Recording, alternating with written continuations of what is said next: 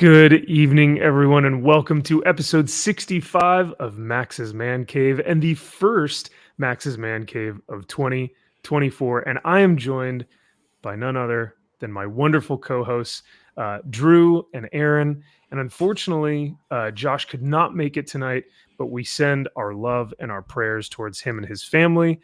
And chat, I'm sure once he comes back, he'll be able to talk about it a little bit more. But if you guys could also send your love his way, I know he would greatly appreciate it. So yeah, how has 2024 started out for you guys, Drew and Aaron? I know Drew was at a football game and Aaron was just on a big streamer's live stream. So yeah, how's 2024 treating y'all so far? Well, I just went on Aaron Lepresti's birthday live stream to wish him a happy birthday. Of course, Aaron was on your show just this week. Yeah. He's been a longtime friend of mine. I've known him longer than he's known his wife, as you guys joked about. Right. He said he clarified not in the biblical sense, and I said always a bridesmaid, never a bride. But he is just an absolutely great guy. So it was my pleasure to be able to go on and wish him a happy birthday and hang out with him and Shelly and everybody. That just such a great outpouring of love for him from the comics indie comics community. So that was fantastic. As far as 2024 is going, I don't know if you guys remember, but like it was like November of last year. I was like, this year in 2024, I'm only working on Kneel Before Doomface. I'm done with comics. Otherwise, like I'm just completely done. I'm just going to work on this. Right. We're now in January, and I'm working on more comics than I had any plans on, for the whole year, just in this 1 month. So yeah, it's incredible. I've had a lot of people like reach out, including I'm working with Drew on Drew's various books. Of course, we know Unholy Nightmare, but there's other ones that I don't even think Drew has revealed yet, so I won't do it here. But a lot of stuff with him, working on Brotherhood of the Wolf, which I just tweeted about and put on my Instagram today. So if you guys want to check it out, I'm helping. I don't know how to pronounce his last name, and I don't want to butcher it. I don't want to guess. But his name's Wes. He's a first-time writer, but he gave me an absolutely brilliant script that I completely love. He's obviously thought about it a long time and really, put a lot of effort into it. And that shares Drew's Unholy Nightmare artist, Aurelio Mazzara. So that's absolutely fantastic. Awesome. And then some other stuff that I can't talk about yet, but that's very exciting. So it's good. Shaping up to be a good year so far. I was about to say that's fantastic. Getting some jobs and some writing jobs nonetheless, and editing, and you're kind of firing on all cylinders here, man. So that's a great way to start 2024. I'm excited for you, and I'm excited for all the books to come in the months to months to be. So so good. Yeah. Drew, you also have quite a few books that you've been sourced out. People keep saying, hey, we need a writer. Can you do this for us? And they keep badgering you about that. But yeah, man, I mean, when both of you guys produce quality entertainment on time with, creative integrity and a smile on your face, well, I mean, how could people not hire you guys? But yeah, it's awesome to hear. So.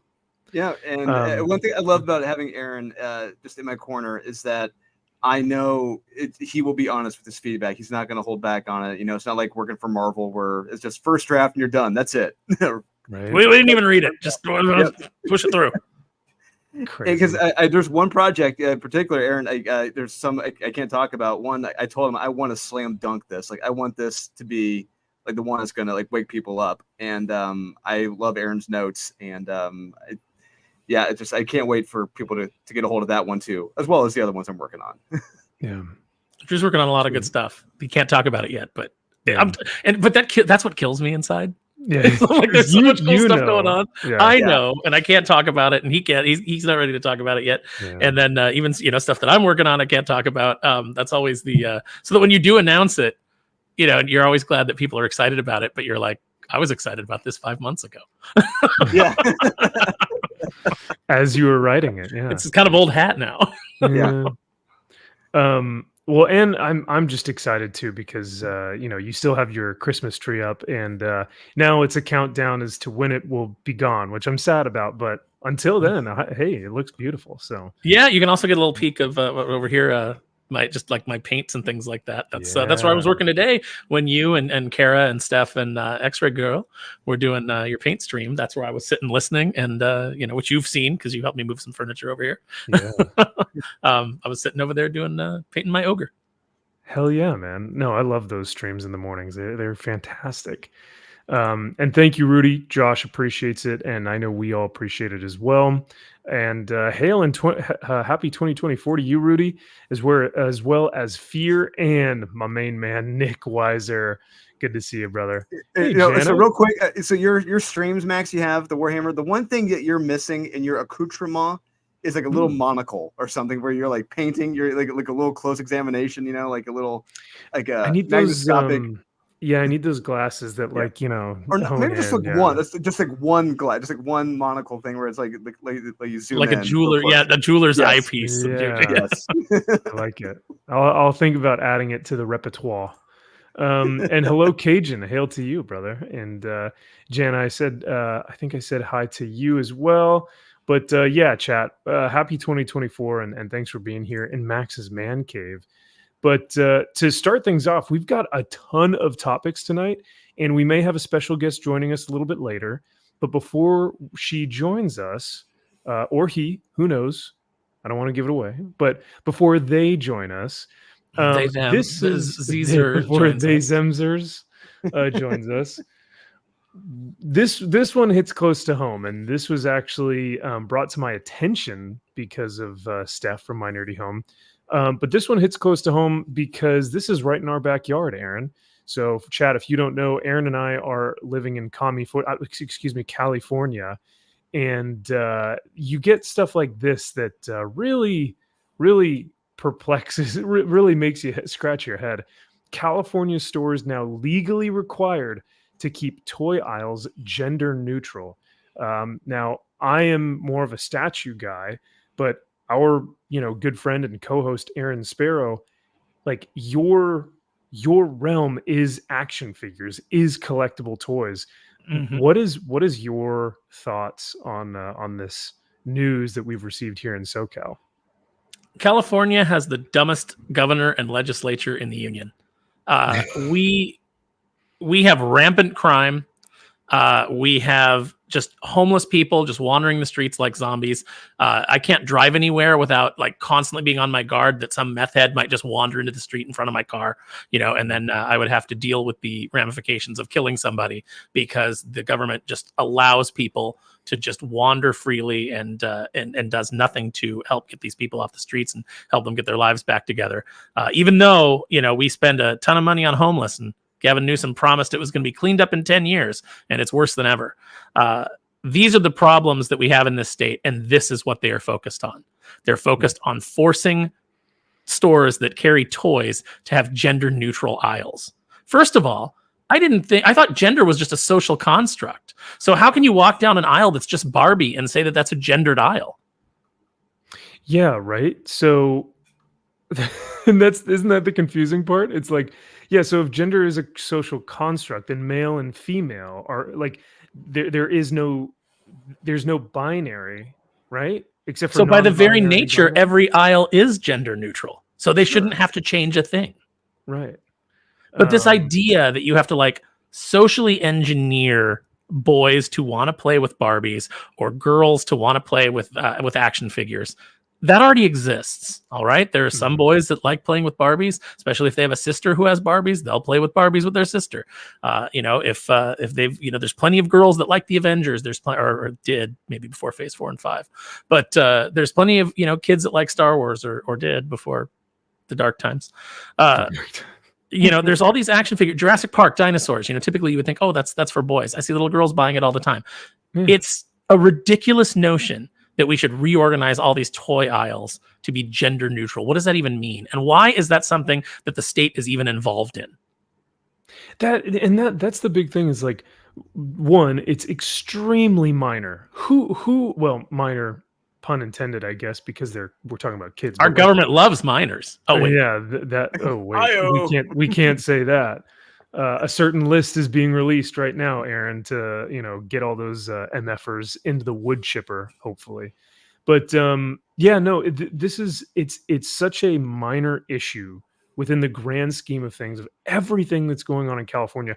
Right now, we have an unprecedented amount of immigrants coming over the border that are unchecked, that have we don't know where they are, and they're coming over from places of with terrorist backgrounds. And I don't want to get too political because this is a pop culture show, but there are so many larger issues right now within California, and they're worried about toy aisles.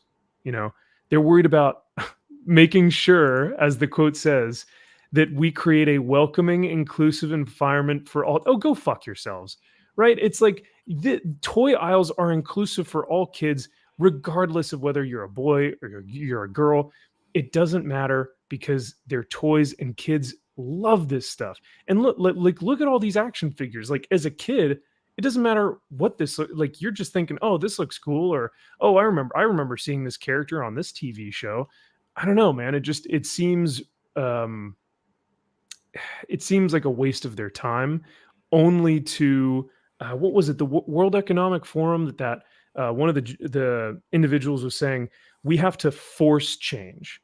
We have to force how people think and how people act in order to enact change. They are forcing these decisions on people regardless of whether they want it or not. And that's kind of the scary aspect of what this looks like, right? Well, and how much money was spent by the California taxpayers to push forward this bill? How much money was spent? Oh, God only knows. Yeah. I don't even want to. That's the big question. That's what I would love to know. If I were a taxpayer out there, how much money was spent, wasted? Yeah. There's two types. It's like everybody tries to divide everything into right and left, and I think it's becoming much simpler than that. There are people who just want to be left the hell alone. And then there's people who want to control every single aspect of your life, down to what aisle your kids walk down to buy the toys that they want. Mm-hmm. It's unbelievable. It's ridiculous. It needs to be pushed back against all of this ridiculousness. All of these people should be dragged out into the street and thrown out of their jobs. It's absolutely unbelievable. But California is one of the dumbest voting states in the union. We never throw out any bad politicians, because as long as they have a D next to them, people will vote for them. And what I tell people all the time is, you do not want one party in complete control of any state. You always want it to be competitive. You want them to have to compete for your vote. And nobody in this state sees it that way. They're just so unbelievably brainwashed, assuming we even have fair elections in California at all, because I'm not convinced that we do. There's plenty of dead people on our voter rolls. There's plenty of times that I've been on the voter rolls more than once. I've been sent multiple ballots in the mail. It's just it's absolute chaos. So the fact that this kind of stuff is what they are deciding to focus on, this meaningless, they can't fix anything that actually needs to be fixed. There's no money in it for them, but they'll get involved with just nonsense like this. It really does seem like nonsense. And speaking of things from our childhood, and being able to like enjoy these figures and whatnot, this is pretty much all I had to say about this. I found it interesting, like I said, because right before we started, Steph from My Nerdy Home had brought this up on her live stream, and I found it so unbelievably futile. Like, why are they doing this? What's the purpose? And it's right in our backyard. It's here in California, so I was like, you know what? Yeah, we might as well cover it and talk about it. But in other news, I thought this was actually pretty interesting as well. So for you guys, at least for me, these images, if you guys can see these blown up, if you guys have seen these images, this is Sam Keith, this is Mark Teixeira, and this is, of course, Todd, the Todd father himself. This is my childhood right here. This is 90s excellency. This is over-exaggerated biceps, pectorals, and gluteus maximus musculature that just popped off of the page. And this is why I got into comics. This is what drew me into the comic shop. And Perch had posted this earlier this week and said, strange to see impassioned arguments against this. Maybe it's because it's Rob. Maybe it's because he said it's a hot take. It's really not. The style and talent of the artist needs to be center stage. Anatomy needs to largely serve the style. If the style is popular, it works. Mm-hmm. And Rob's hot take, quote unquote, was the most recent generation of artists is far too hung up on anatomy and sensible proportions. It's because they don't want to be criticized. They fear justifying individuality. So happy my peers didn't have those same reservations. Just have fun. And it's incredible the types of responses that have been like just go down here. Yeah. But not too much fun, Rob. Not even his image. Not even his he goes, this isn't me. Wide miss. And then this guy said, I don't like anyone else drawing Spider-Man other than Romita Sr. And Rob said, interesting, because that's actually his least favorite who's drawn Spidey. You know, I mean, look, I'll say this, hot take myself. I'm not a big Romita Sr. fan. I like him, but he's probably bottom 5 for me, maybe outside the top 5. I don't. Sure. I mean, he has some classic runs, but it was a very safe style for Spider-Man. There's nothing very exciting about it. Yeah. And then this one is just, this guy says, what the hell is this even supposed to be? Dude. That's his leg. That's his leg up onto his knee. Yeah. He's got one leg pulled up. Yep. This is his knee. This is his other leg. These are his arms coming down in between him. This is Sam Keith's artistic expression. If you can't tell what pose he's supposed to be into, or he's supposed to be in, then you're an idiot. Just look at it for more than 2 seconds. Like it's quite obvious what he's doing there. There's no ambiguity. There's no confusion there about what the pose is. Yeah. This is, and then I think even at one point Rob retweeted this or quote tweeted this, and he said, because this guy says, what the hell is this even supposed to be? And Rob said, like, commercial art.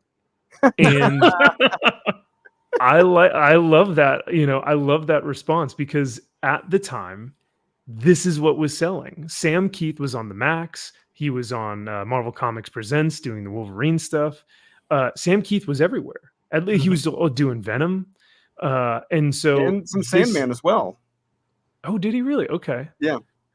Oh, and then this guy says, how you doing with drawing feet these days? And I think Rob's response was, after 35 years of the industry and multi-million dollars later, I'm doing pretty well. How are you doing?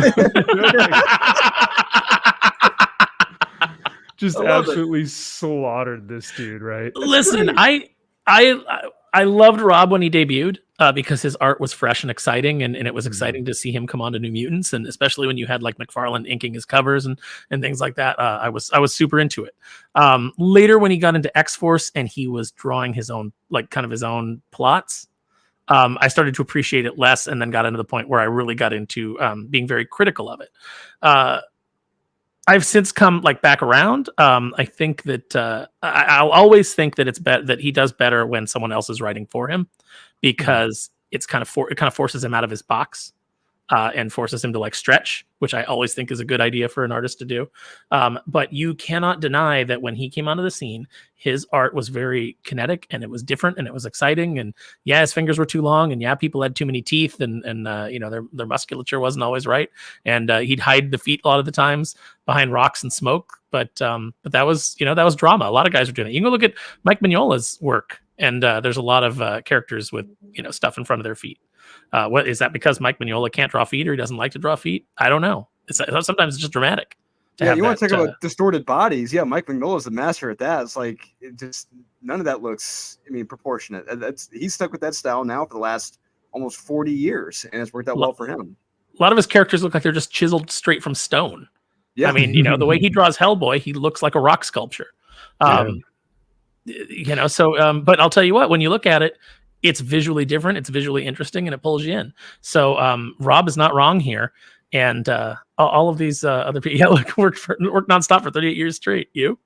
Yeah, right. I love that. Love it. Because he's not insulting him. He's just literally stating a fact. Yeah, I worked in the industry for 38 years. How are you doing? Right? And he's still here, and he's not going anywhere anytime soon. You know what this reminds me of? I saw a tweet to the kid that was the star of Malcolm in the Middle. And someone tweeted at him, and they tagged him in it.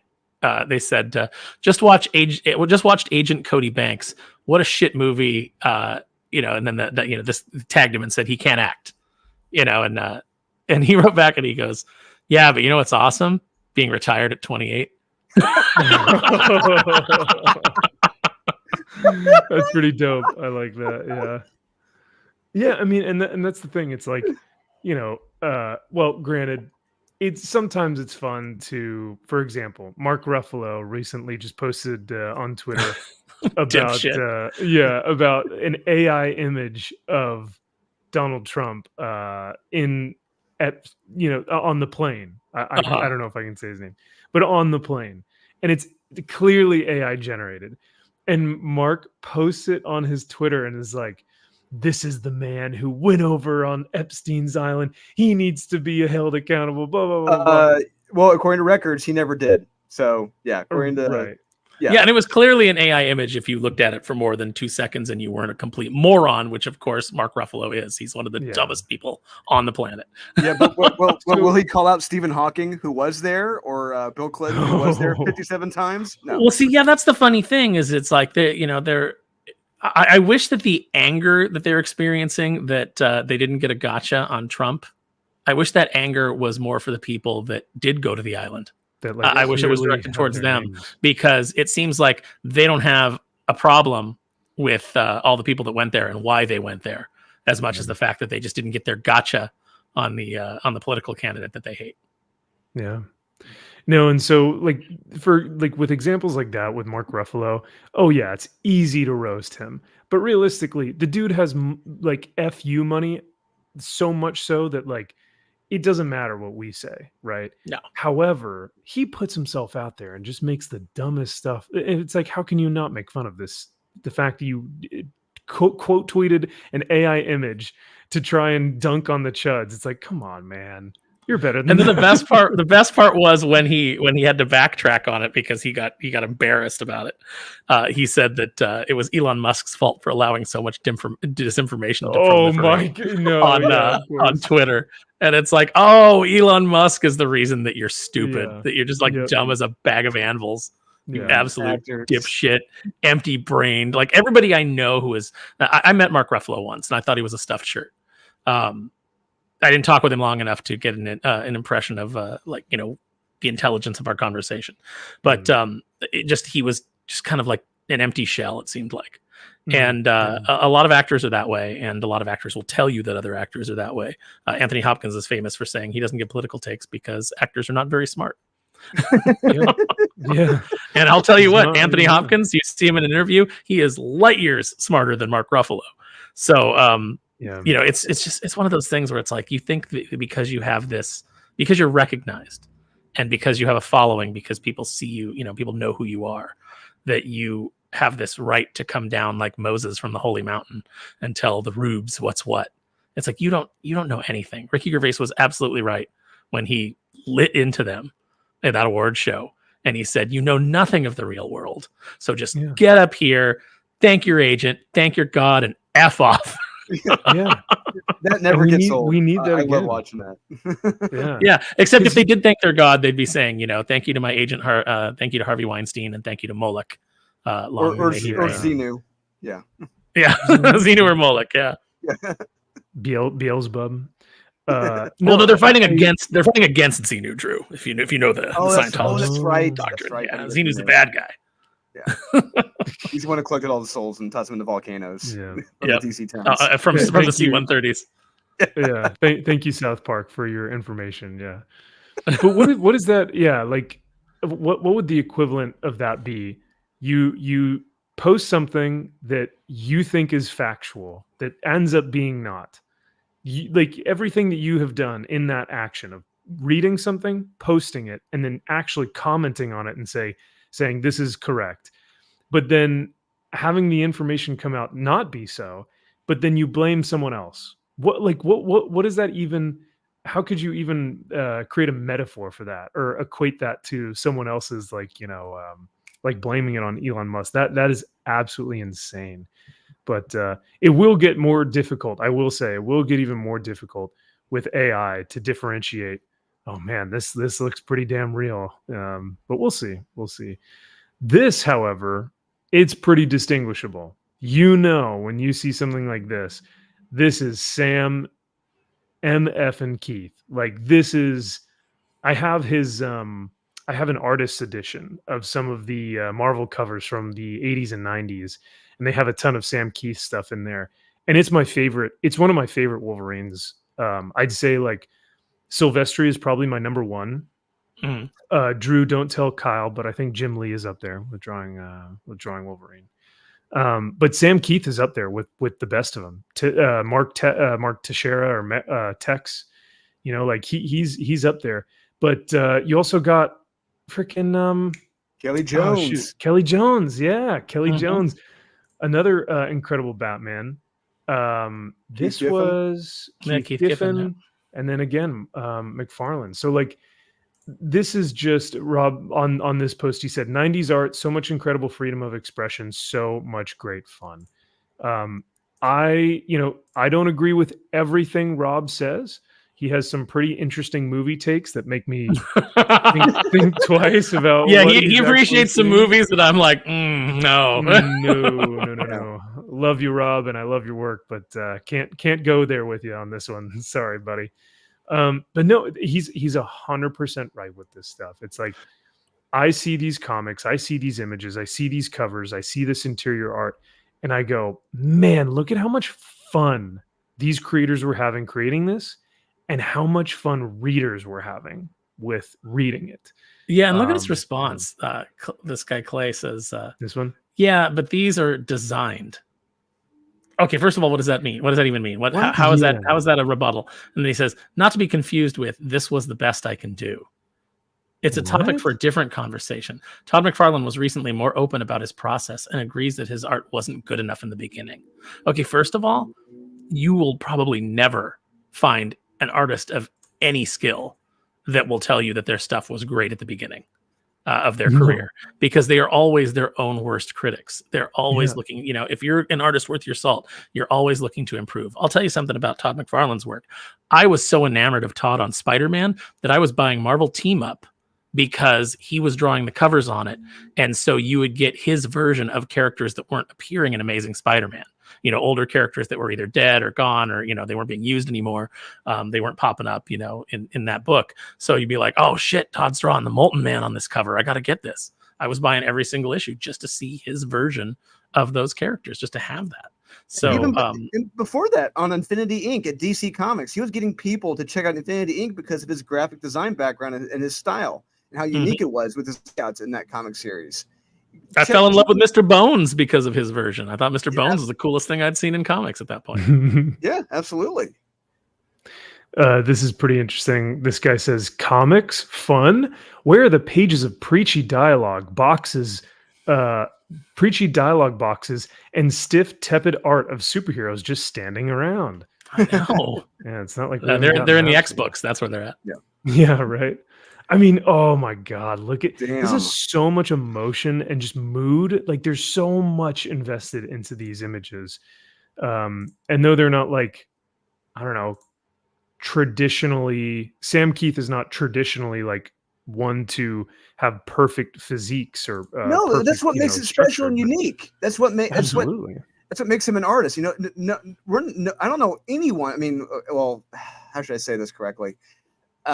I don't know anyone with the right mind who wants everything to be photo accurate in their art. Yeah. You know, it just oh, sorry, go ahead. No, that's it. That's all on that there. Especially their superheroes, man. Like, I don't want Lobo to look like me. That's the that's why it says super. You know? That's why it says super then hero. It's supposed to it's above a hero. Yeah. More Mark Teixeira. This is actually his Weapon X. So even cooler than just his regular Wolverine. But I see I see Silver Fox back there. I see Donald Pierce, the renegade White Bishop of the Hellfire Club. Hell yeah. So I mean, I just thought this was an interesting. It's not really like a topic or a news article, right? But I've been seeing this all week from Rob, and I've been seeing people in his mentions just shitting on him for this take. And it's such a basic you know, it's very much like Glenn O'Leary saying like, hey, I'd rather have creators not write themselves into the comic book, you know. And this is Rob just saying, hey, I love the 90s style of art. I think we should go back to that. And people just being like, why don't you go draw fucking feet again? And it's like, hey, why don't you go get another insult from like 20 years ago that isn't interesting because you're not interesting because you're a wet towel of a personality. And Rob has drawn plenty of feet. Yes. Yes. Yeah. Like it's the like last 38 years of his career, he's drawn a lot of feet. I've seen him draw feet. He's drawn, I'll say this, he's drawn enough feet to live in Southern California very comfortably. Very comfortably. So no one else can say that. So I will say one last thing about the art. Like, what makes that art from the 90s so special is that every style was unique. Look at all those right there. They were all different, all vastly different. You look at some of the styles today, especially across the X line, in my honest opinion, a lot of them look the same. I mean, honestly, if I did not look at the credits and looked at some of the X books, I would have thought, oh, it's the same guy using his computer to make these pages. I don't see I don't want to discredit the artists who do the work on the computer because I understand a lot of artists, you know, do a lot of work on the computer, but I mean, there's something special about doing it by hand. You can just tell the time, the effort, the love, the passion that went into those pages. Drew, you know, these are the kind of people that be like, you know, look at a Bernie Wrightson piece and be like, oh, why does it look like that? Oh God. Drew, who are your top 3 artists right now in modern books, you think? On interiors? On interiors. Right now I can give you 3 that I'm thinking of. I'm thinking like, yeah, go ahead. Oh, no. I would say Jorge Jimenez is one. Dan Mendoza would be another. And my third, this is a curveball. I'm going to say Carlos Magno. Carlos Magno. Which one is he on? Carlos, he did work for like Avengers Next Strike. He did the Capwolf series with Stephanie Phillips. Yeah. He's that guy. Yeah. Like he needs to be getting mainstream work, but he just keeps getting relegated to a lot of these I guess shitty tie-in books. It's like, no, this guy should be on Avengers or X-Men because his art is amazing. Yeah, no, it's a good call. I'm like the first ones that come off the top of my head: Dan Mora, Daniel Warren Johnson, and who's the guy who was doing the Venom series that we have just Fareed Karami. Fareed Karami. Yeah. Dude, that dude needs to be on every Marvel book possible. Yes. And then the other one is Roberto De La Torre. Doing all the Conan stuff. Yeah. Yeah. Like, and what I'm basically trying to say, my point is that Dan Mora, Dan Johnson, Roberto De La Torre, and Fareed Karami all have distinguishable styles between each other, and they all look completely different, and yet I all love them for like a certain aspect of why that art is really, really cool. So I know, Aaron, you're not reading modern books, but I mean, I'm reading a few, but I'm not nearly as well versed in memorizing, you know, the artists that you know. I know the ones on the books that I'm reading, but you know, I can't do a comparative across, you know, multiple books because that's your guys' arena. Yeah, that's unfortunately the cross we have to bear. You see, but that's the thing, is it's like, you're like, yeah, Carlo Magno should be drawn like these other books at Marvel, but they're just going to put him on a book where he's going to have to draw people, you know, eating in a diner. He's not going to get to do anything exciting, you know. Like if you put him on multiple books in the Marvel line, there's nothing there for him to dig his teeth into. At least with Venom, he gets to draw some monsters. Yeah, right. And the who's the other one? Brian Hitch, who was doing Ultimate Invasion. Was that the one, Drew? Yeah, where nothing happened once again. Yeah, nothing happened. It's people standing around, and it's like, oh, look at this beautiful architecture. You know what I mean? Like he drew like a beautiful kind of like city hall looking like mansion behind them, and it's like, cool. We have like a beautiful background and just people standing. You know, so I guess that's something. But yeah, he's probably like, gosh dang it, he's drawn everything. He's like, give me something to work with here. I'd throw Marco Cicchetto in there, you know. Marco's good. Yeah. But these are these are all guys that have a distinctive style. You know, they're not all drawn like you know. You look at you look at some of the books out there, and I don't entirely blame the artist, because I know that the amount of money that they're getting paid is not good. And I know the time crunches that they're under are not good. So, a lot of them are just resorting to like getting 3D models off of, online, and just kind of like drawing off of that, because they need to crank it out and they need to not spend a lot of time on it to make it worth, the time that they're getting paid for. But when you get somebody who's just an absolute, beast, and they're going to sit down and, they're going to get paid enough to make it worth their time, like a Dan Mora, like a Clayman, or a Jason Fabok. Those are guys that, but we don't see a lot of them because they can't afford them. Yeah, that's why we keep like, you mentioned Fabok, and I was like, oh my god, how'd I forget? Oh, that's right, he hasn't been on a book in like 3 years. You know what I mean? Maybe more. Shoot, now, because I'm trying to remember the last time I saw him. It wasn't he's supposed a cover. To be doing he's supposed to be doing the ghost, like that during part of the Ghost Machine, whatever it is. Yep. Ghost Machine. Yeah. So look at Mirka Andolfo. She doesn't have an anatomically perfect style a lot of the time. No. A lot of times she's doing something really cartoony and really fun, and I love her stuff. You know who has a distinctive style is the guy who did Tim Drake Robin. What's funny though? Okay, so we rag on Riley Rossmo a lot because of how shitty that Robin book looks. And then you think of even like Squirrel Girl. Like Erica Henderson can actually draw, but her style on Squirrel Girl was complete trash and it looked awful. It was ugly. That's the same thing with Riley Rossmo on Robin. But I saw a cover, like a Ninja Turtles cover, that I think one of you guys posted in one of the groups that Riley Rossmo had done, and it was freaking amazing. Yeah, he's doing stuff on Sandman right now, and I'm like, this looks so good. Like, what did you do, Riley? Like, your bean-headed, tippy-toe Robin story was awful, and like you do the Sandman book, and it's like, damn, you've been this talented like the whole time, and you just didn't show it. I don't know. I mean, well, he probably got that script and was like, oh god, yeah. Well, this is good enough for who it's for. Right. Or if it's Martin was just like, no, I don't want this. I want them to look awful. I want their hips to be up here, and I want them to do a little sassy hand thing, and he's probably just like, okay, I guess. But speaking, my old friend, just goes black and white, zooms in on him. Speaking of Tim Drake Robin, however, we have a $5 super chat from Lane Kramer. Lane, thank you so much, man. Hail to you, my friend. Hail to thee.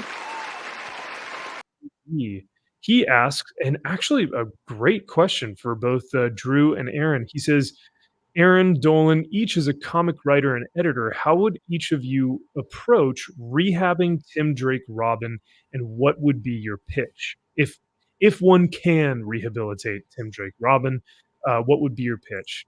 Great question, Lane, and thank you for this.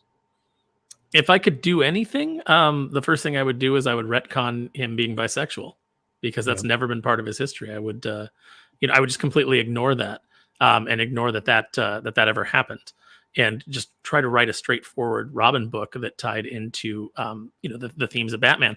I would try to go back to like the Chuck Dixon era of Robin, when Tim Drake was really interesting.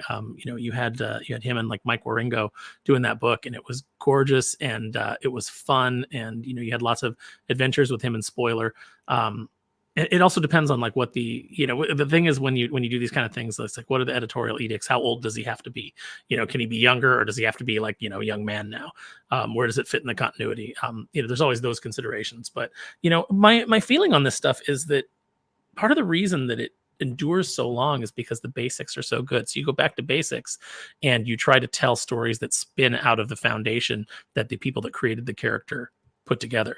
And I think if you do that, you can't go wrong. And I think you bring fans back.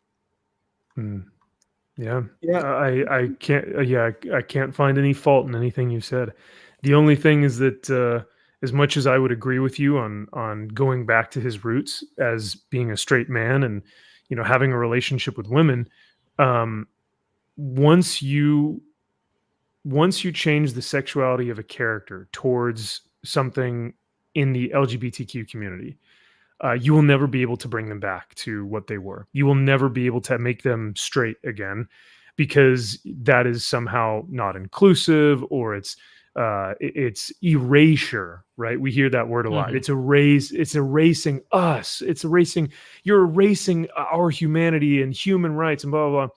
When in all actuality, that was an addition. That was a retcon.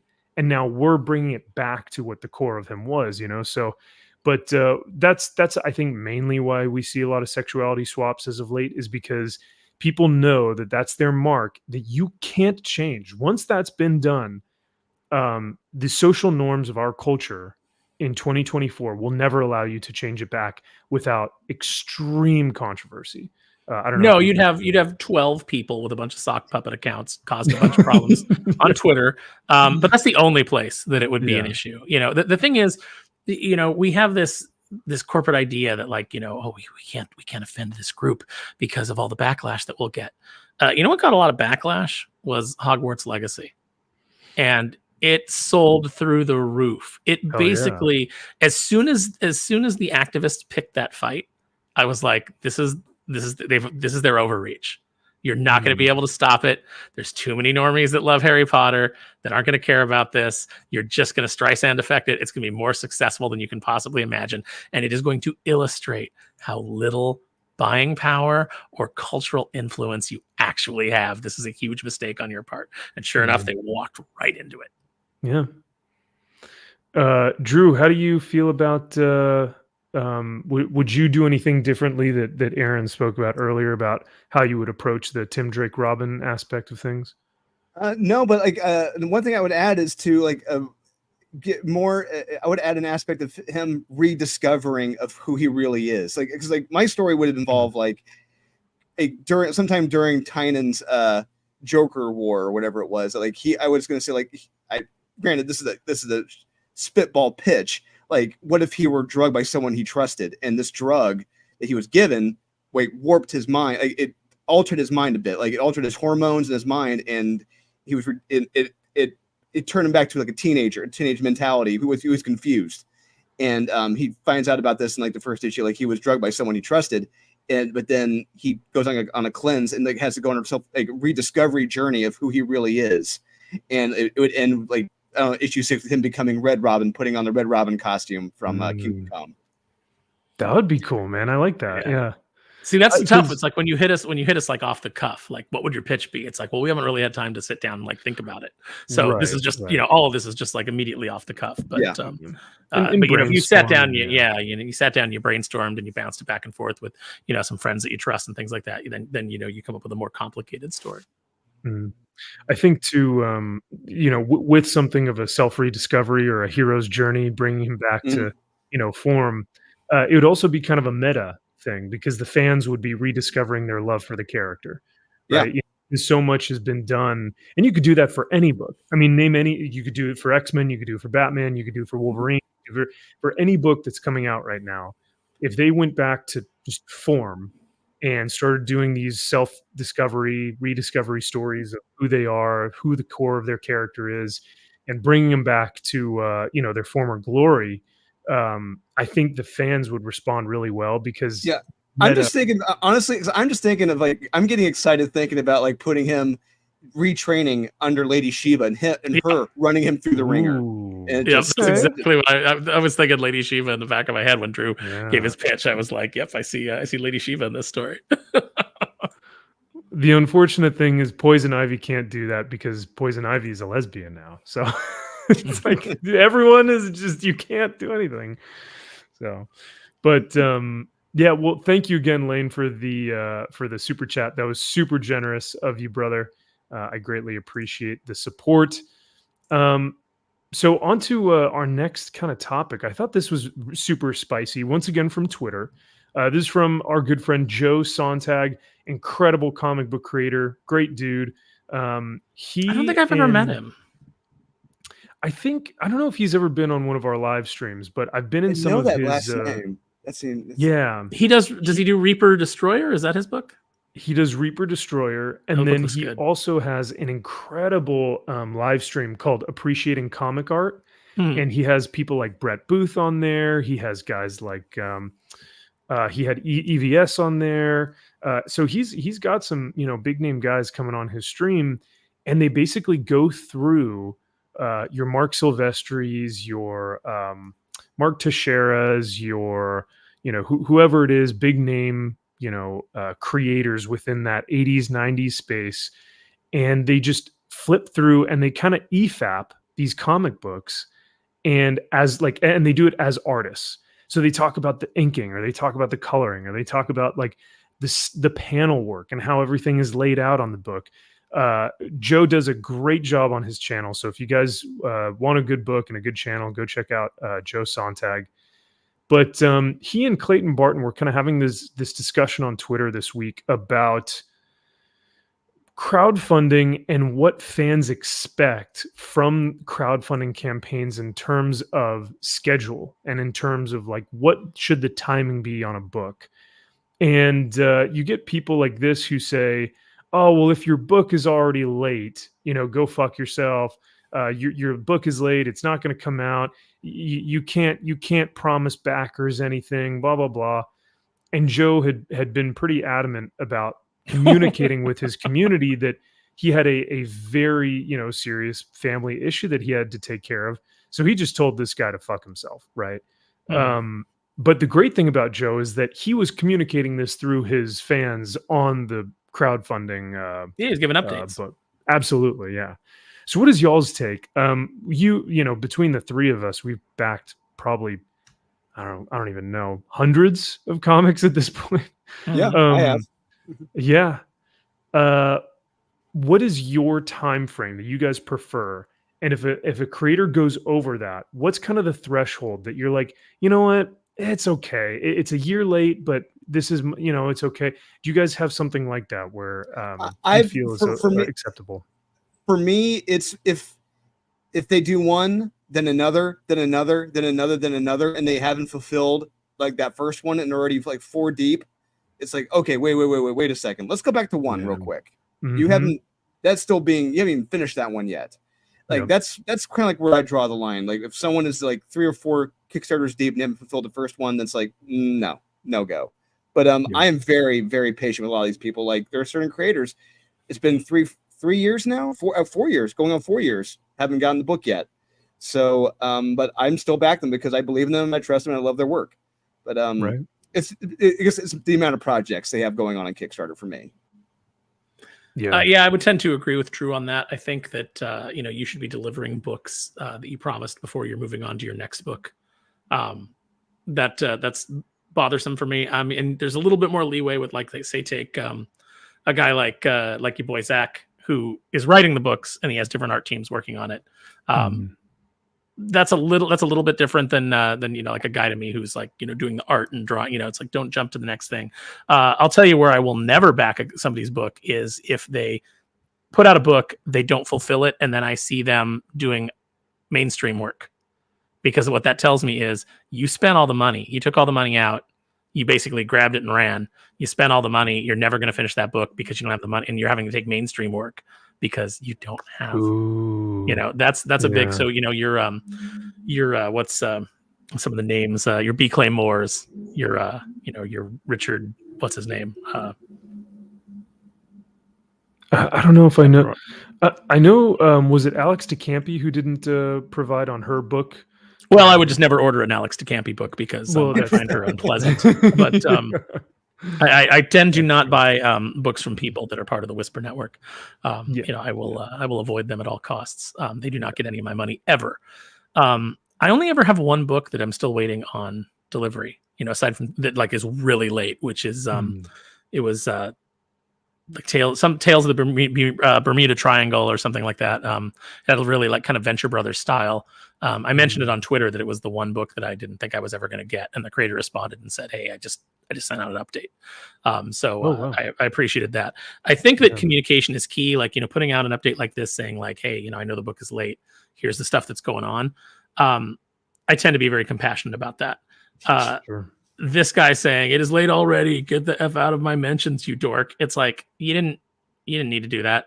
And Joe responded with fire. I probably wouldn't have responded the way that Joe did, but if you're going through a family situation and then somebody comes at you like this, I can completely understand losing it as well. Like, just losing it on somebody. So no harm, no foul to Joe here, but I might have said He's absolutely right about being transparent about everything.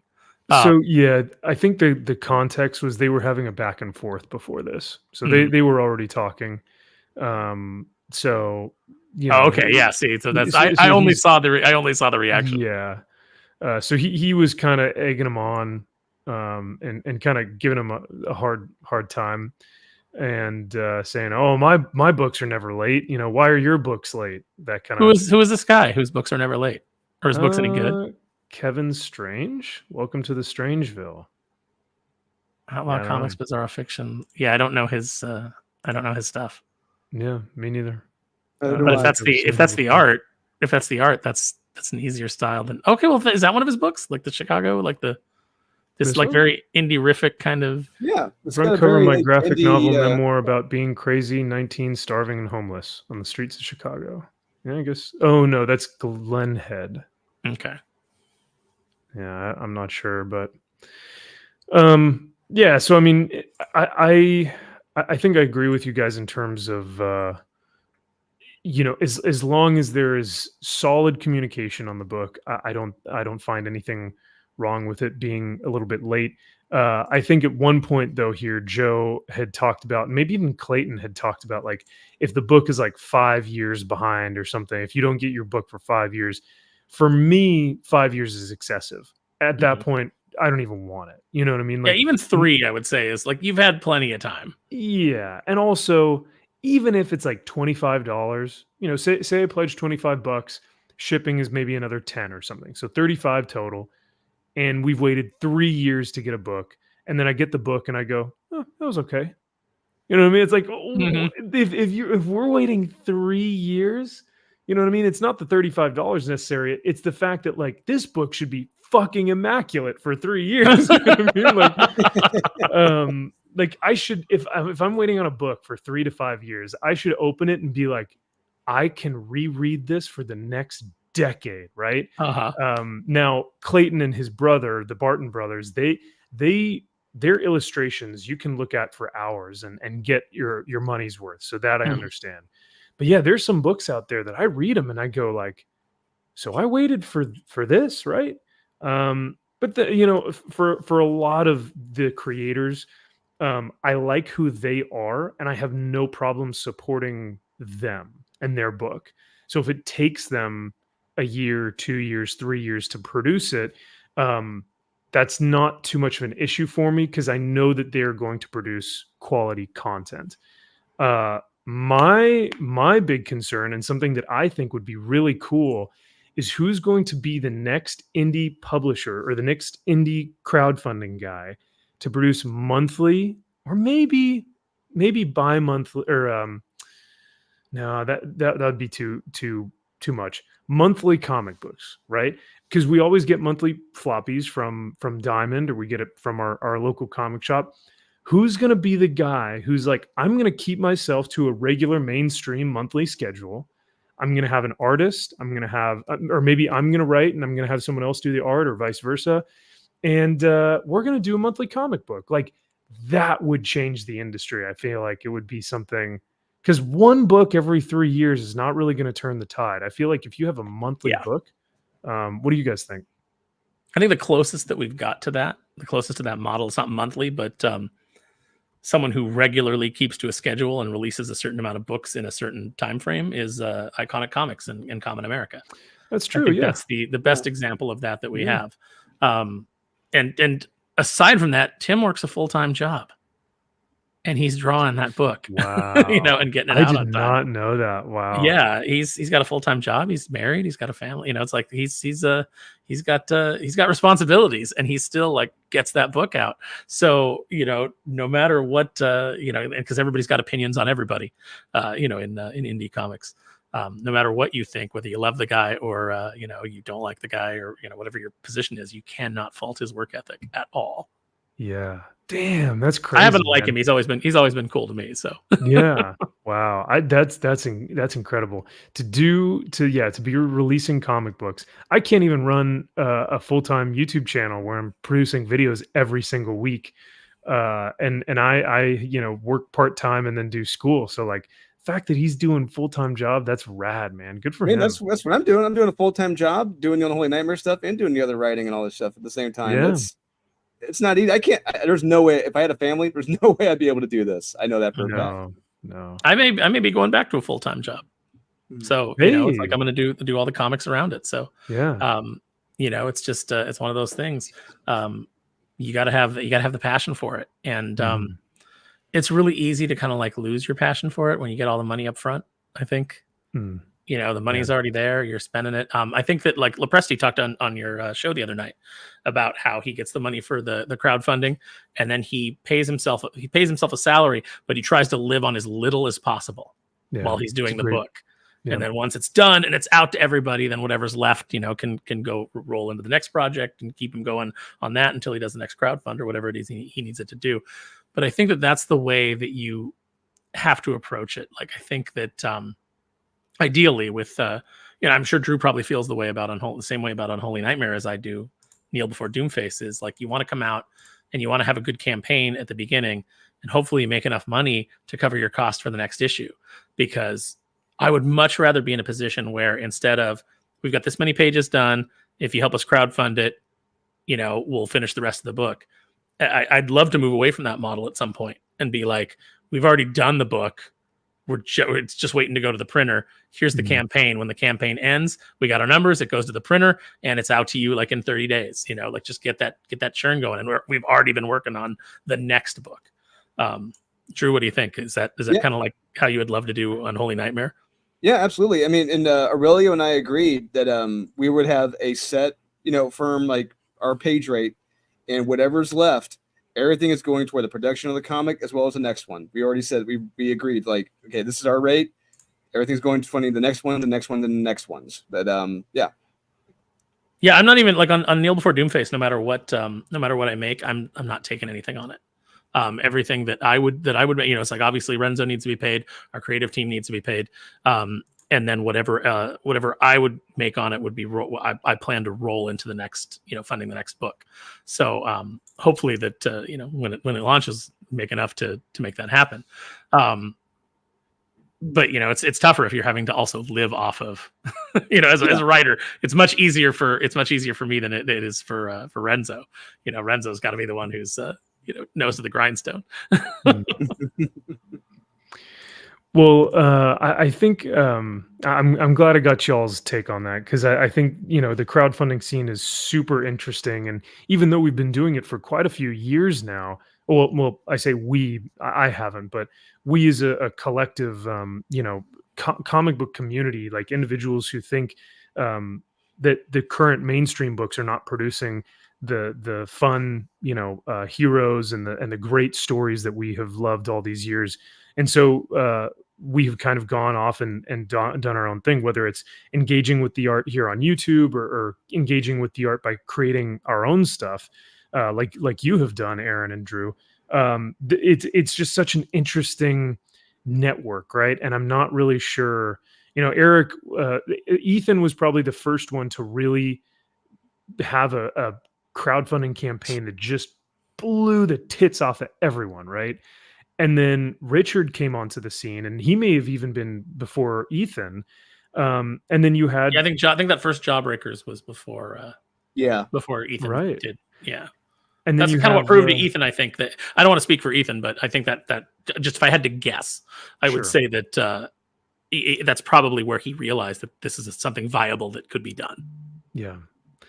And then later, now granted, Eric wouldn't say that his books are crowdfunded, right? Because he publishes and sells them after they've already been made. So you're not backing a book that could potentially be funded.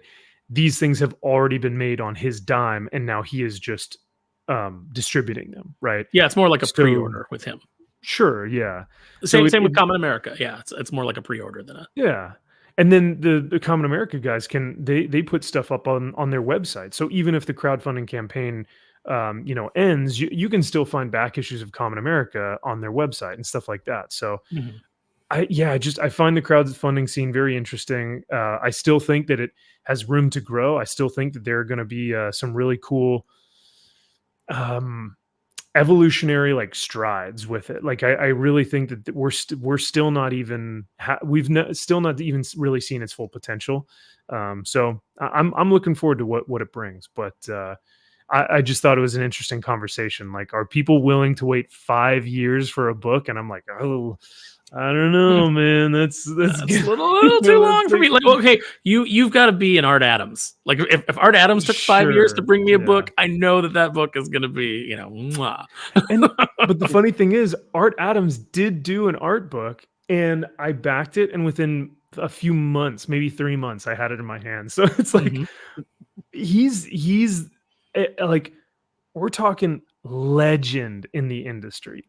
Been in the industry for decades, and he's getting books out. Granted, they are, just, it's not a story or anything, but they're beautiful books, hardbound. He had some sketches in there. He signed all his books. Like, it was, I would back anything again from him, and it was a good price, So David Finch has a new book that he's crowdfunding, the Marvel art of David Finch, and then I think they'll do another one, the DC art of David Finch.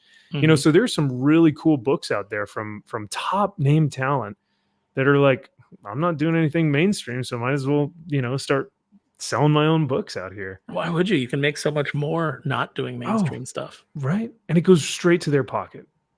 From their hard-earned, no middleman, no company taking a cut, no distributor taking a cut, no, like, it's just unfortunately it's not great for the brick and mortar stores. I think that as things continue to evolve, it would be great if someone figured out a system to where there could be more support for the brick and mortar stores and bringing people in. I think that a lot of the Common America stuff gets reprinted by Antarctic and then goes out to or at least it did. I don't know if it still does.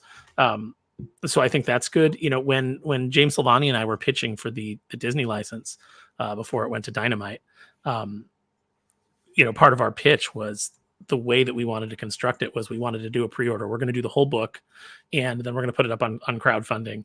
We're going to, sell it to everybody, and then it's going to get broken up into individual issues that will go out to shops so that we can also support shops. And then we had a whole plan built in of like, we were going to do like alternative versions where they were like, on the cheaper paper. So that, like Alterna does the $1.50, $2 books on the cheaper paper so that they keep the cost down. We wanted to do a line of those that we could send out to children's hospitals and pediatricians' offices for nothing. Cool. So that we could give something back. But that wasn't as appealing, I guess, as what Dynamite brought to the table, which was, some stories with 87 covers on them. Oh God. No, who would want to, help a children's hospital or have divorce sentenced by all your, I mean, maybe if we would have said like, we'll send them free to a neighboring village to a concentration camp, maybe we would have got more. What they would have loved that. Yeah. What we really love here on this channel is our very own Steph, My Nerdy Home. Hello. Hi. Hey, Steph. How was your stream? It went really well. Thank you. I had Good. A lot of fun. Yeah. We Nice. streamed on a different day because we weren't able to stream yesterday. We don't stream. Saturdays is usually when I stream, but if we don't get to it, then we, or if we're not able to do it, then we move it to Sunday. So. Yeah, that's fair. Well, I got the pleasure of hanging out with you this morning, so I feel bad that I'm stealing you again. I know, but I also my time. I know. I also feel bad because I stole two things from you that we're going to talk about tonight. We already talked about this one because I saw you guys talking about this. Oh. You and Mara actually had some great things to say, but. This one hits home because I was saying that this is, here in our backyard. This is here in California. It is there. Yeah, it's right where you're at. Yeah. But and the big other action figure. First, Toy Aisles will never be the same again. So stupid. One of the things I said, Steph, was I said, like, wait a minute. I thought that gender was just a social construct. So why do we need to change anything? They're already not gendered because gender doesn't exist, right? Yeah, it's a social construct. So I don't understand. It's very hypocritical of them, isn't it? It's almost as if they're making shit up. Yeah, it's almost like there's no logic to the argument whatsoever. Seems very bigoted of California. No, I'm kidding. Now, are the shelves behind you with your action figure collection, are those gender neutral? Are those meeting the requirements? Or you don't have to because you're in an actual free state? It's a based room. These ones? It's a based room. They don't have to meet any requirements. I know. I want to look at all those figures. It looks like they're all just Batman, which is great. It is, yeah. Let's see. This shelf up here, this one, it's all Batman. There's a shelf above that's Batman too. Then the shelf above this one is Nintendo. And this one is supposed to be Harry Potter, but there's some Batman mixed in there too. The crossover we need. Yeah. So, Drew, I hate to do this to you, my man, but our lady Steph, I think she needs to be up here. I'll allow it. Thank you. So, Steph, speaking of which, you had posted something I stole from you as well this week. You had posted this video, and here I'm gonna have to share it as a tab so I can share the audio. How did you find this? What was this sent to you, or was this something that like you just came across? No, it popped up. It when I was scrolling Twitter. Okay. Yeah, it popped up. What was your initial reaction? My initial reaction was, "Oh, this guy again," because oh, you've seen him before. Yeah, this fucking guy. Me and this guy have gone back and forth already before, and now he's back. I can't remember what we went back and forth on like the first time on Twitter. I think it was something else that had to do with like a woman. I honestly can't remember, but yeah. But me and him went back and forth for a little while. Another time. And I wrecked him. Like I just wrecked him. Well, of course you did. Yeah, I was gonna say. But he's a male feminist. It's like our favorite type of men, right? The male feminist, the one that likes to speak on behalf of all women, and then argue with you, and you as an actual woman. Exactly. Yeah. And to put me in my place as a woman with an opinion about this woman directing Star Wars. So yeah, that's.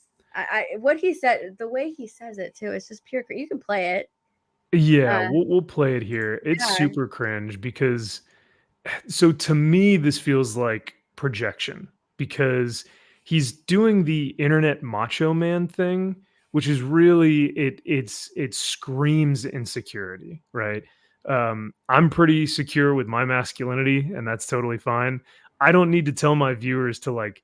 You know what? Let's see what he says because he has a plan for all of those people that are watching him right now and all the men that are watching and that are quote unquote upset about Charmin, which is the new Star Wars director. I swear to God, men, reach down into your pants, find your fucking balls and your cock, and be okay with it. We can. Oh, thanks, John. So if you guys watch Star Wars Theory's video on this, he actually did something pretty funny where he like pretended like he was like, let me see. Okay, yep, there they are. It's like, oh, okay, gotcha. Still think that this director's a clown? Yeah. Still think. Do I need to like roll him around like an executive desk toy? Will that help? Or no, still feel the same way. So let's see what else he has to say. We can take a woman directing a film in Star Wars and live. We're all gonna fucking survive. I swear to God, you guys want to come off like you're tough motherfuckers, and you're a bunch of wusses. Finally, a woman gets to direct a theatrical feature in Star Wars way with other women leading the way. Oh, no, finally. It's about time. Finally, a woman. Choice. This is made for me. It's so funny. Like when I said like I could care less. Like I quote tweeted it and I was like, as a woman, like I just want someone who has the experience and the love of a franchise. Like that's what I want. Like what he said is pure cringe. I don't care if it's a man or a woman directing Star Wars, as long as they have the experience and love of the franchise, because that's really what's missing today. They're just hiring nothing but activists who want to self-insert themselves into whatever they're doing, and it's ruining it. It's ruining every single franchise that they're doing it to. That's why comics are dead. That's why Patty Star Wars Jenkins. is dead.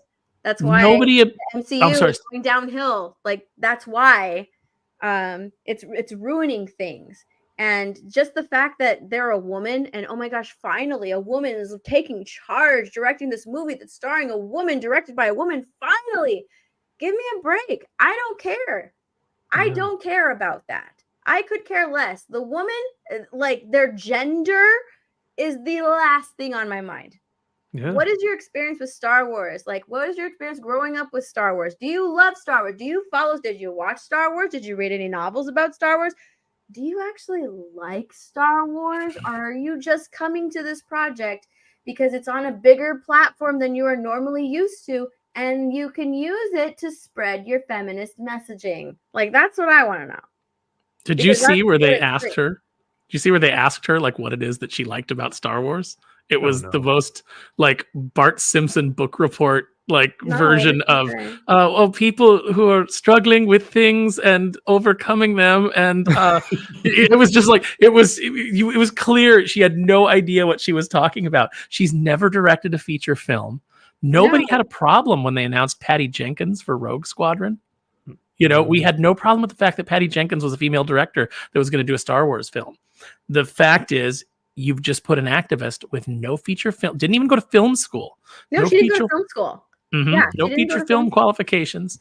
That's who you've put in charge. That's what people have a problem with. And people had a problem with her coming out and making that same tired statement about finally a woman, You know what would get me excited? If they said finally a competent writer director who knows Star Wars and is passionate about it is going to be taking on a Disney Star Wars film. Exactly. I'd be like, holy shit, finally. Finally. That's actually a finally. Holy crap, this is so out of pocket for Lucasfilm. Really? Yeah. You're actually going to get someone who likes Star Wars to do a Star Wars project? Whoa. Okay. But no, she introduces herself like, I'm an activist first. Yes. Like that is how she introduces herself. I'm an activist. Like, and that's what it is. So, okay, you're an activist first and everything else comes later. So if you're going to take on a Star Wars project, you're going to do it from the lens of an activist. That's what we're going to be received. That's what we're going to get. Has nothing. I don't care if she's a man or a woman, right? If you don't have the love of the franchise, like I said this earlier on my stream, if you don't have a love of Star Wars, then you get something that will cause division in the Star Wars fan base, which is what Rian Johnson did. He came in wanting to stir the pot, make his own movie. He likes making movies that will stir the pot, that will cause division. And that's what he did. That's what he did in The Last Jedi. People had so many problems with The Last Jedi. It wasn't because Rian Johnson was a man. It's because of what he did in the movie. Right. Like, it had nothing to do with his body parts, but it was everything to do with like how he wrote the story, how he went forward with the story, all of the terrible decisions that he made in this movie, the fact that he went after the fans. Like, that's what people had a problem with. Had nothing to do with his genitals. Didn't have anything to do with the fact that he's a man. Well, that's what's crazy about Charmine, is that she's the one making this about, I'm the first female, or I'm the woman director. It's her, me. It's super self-indulgent and narcissistic. No gratitude, nothing. No gratitude, when in all actuality, the conversation that should be had is, I am so grateful that I get the opportunity to be on George Lucas's Star Wars, that I get the opportunity, or I'm so grateful for this project because I get the pleasure and the honor of working with all these people, blah, blah, blah. But no, it's how she is a woman and how she's going to make men uncomfortable and how she's an activist. And so right. Well, that's how all of these activists, that's their mindset, right? They put themselves. They're not humble. No, they're not humble because they have put themselves on a pedestal. Look at what I'm doing to better whatever their cause is. Right. Look at what are you doing to better this cause? You're not doing anything. Look at how I'm succeeding with how I'm, bringing awareness to these things. They put themselves on a pedestal. So obviously they're going to have that type of a mindset to where they're like, I'm so happy. I'm the first woman that's going to take this into a direction that I want to take it in. Like, of course she has that type of a mindset. They all do. All of the activists first, they put themselves on a pedestal. What's pretty funny though is that, and I'll pose this question to the chat and to the panel. Do you think that John is maliciously being disingenuous, or do you think he just really is that dumb?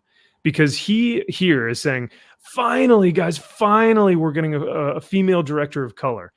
Is he forgetting? He really is just dumb. Max, I've been listening to this guy.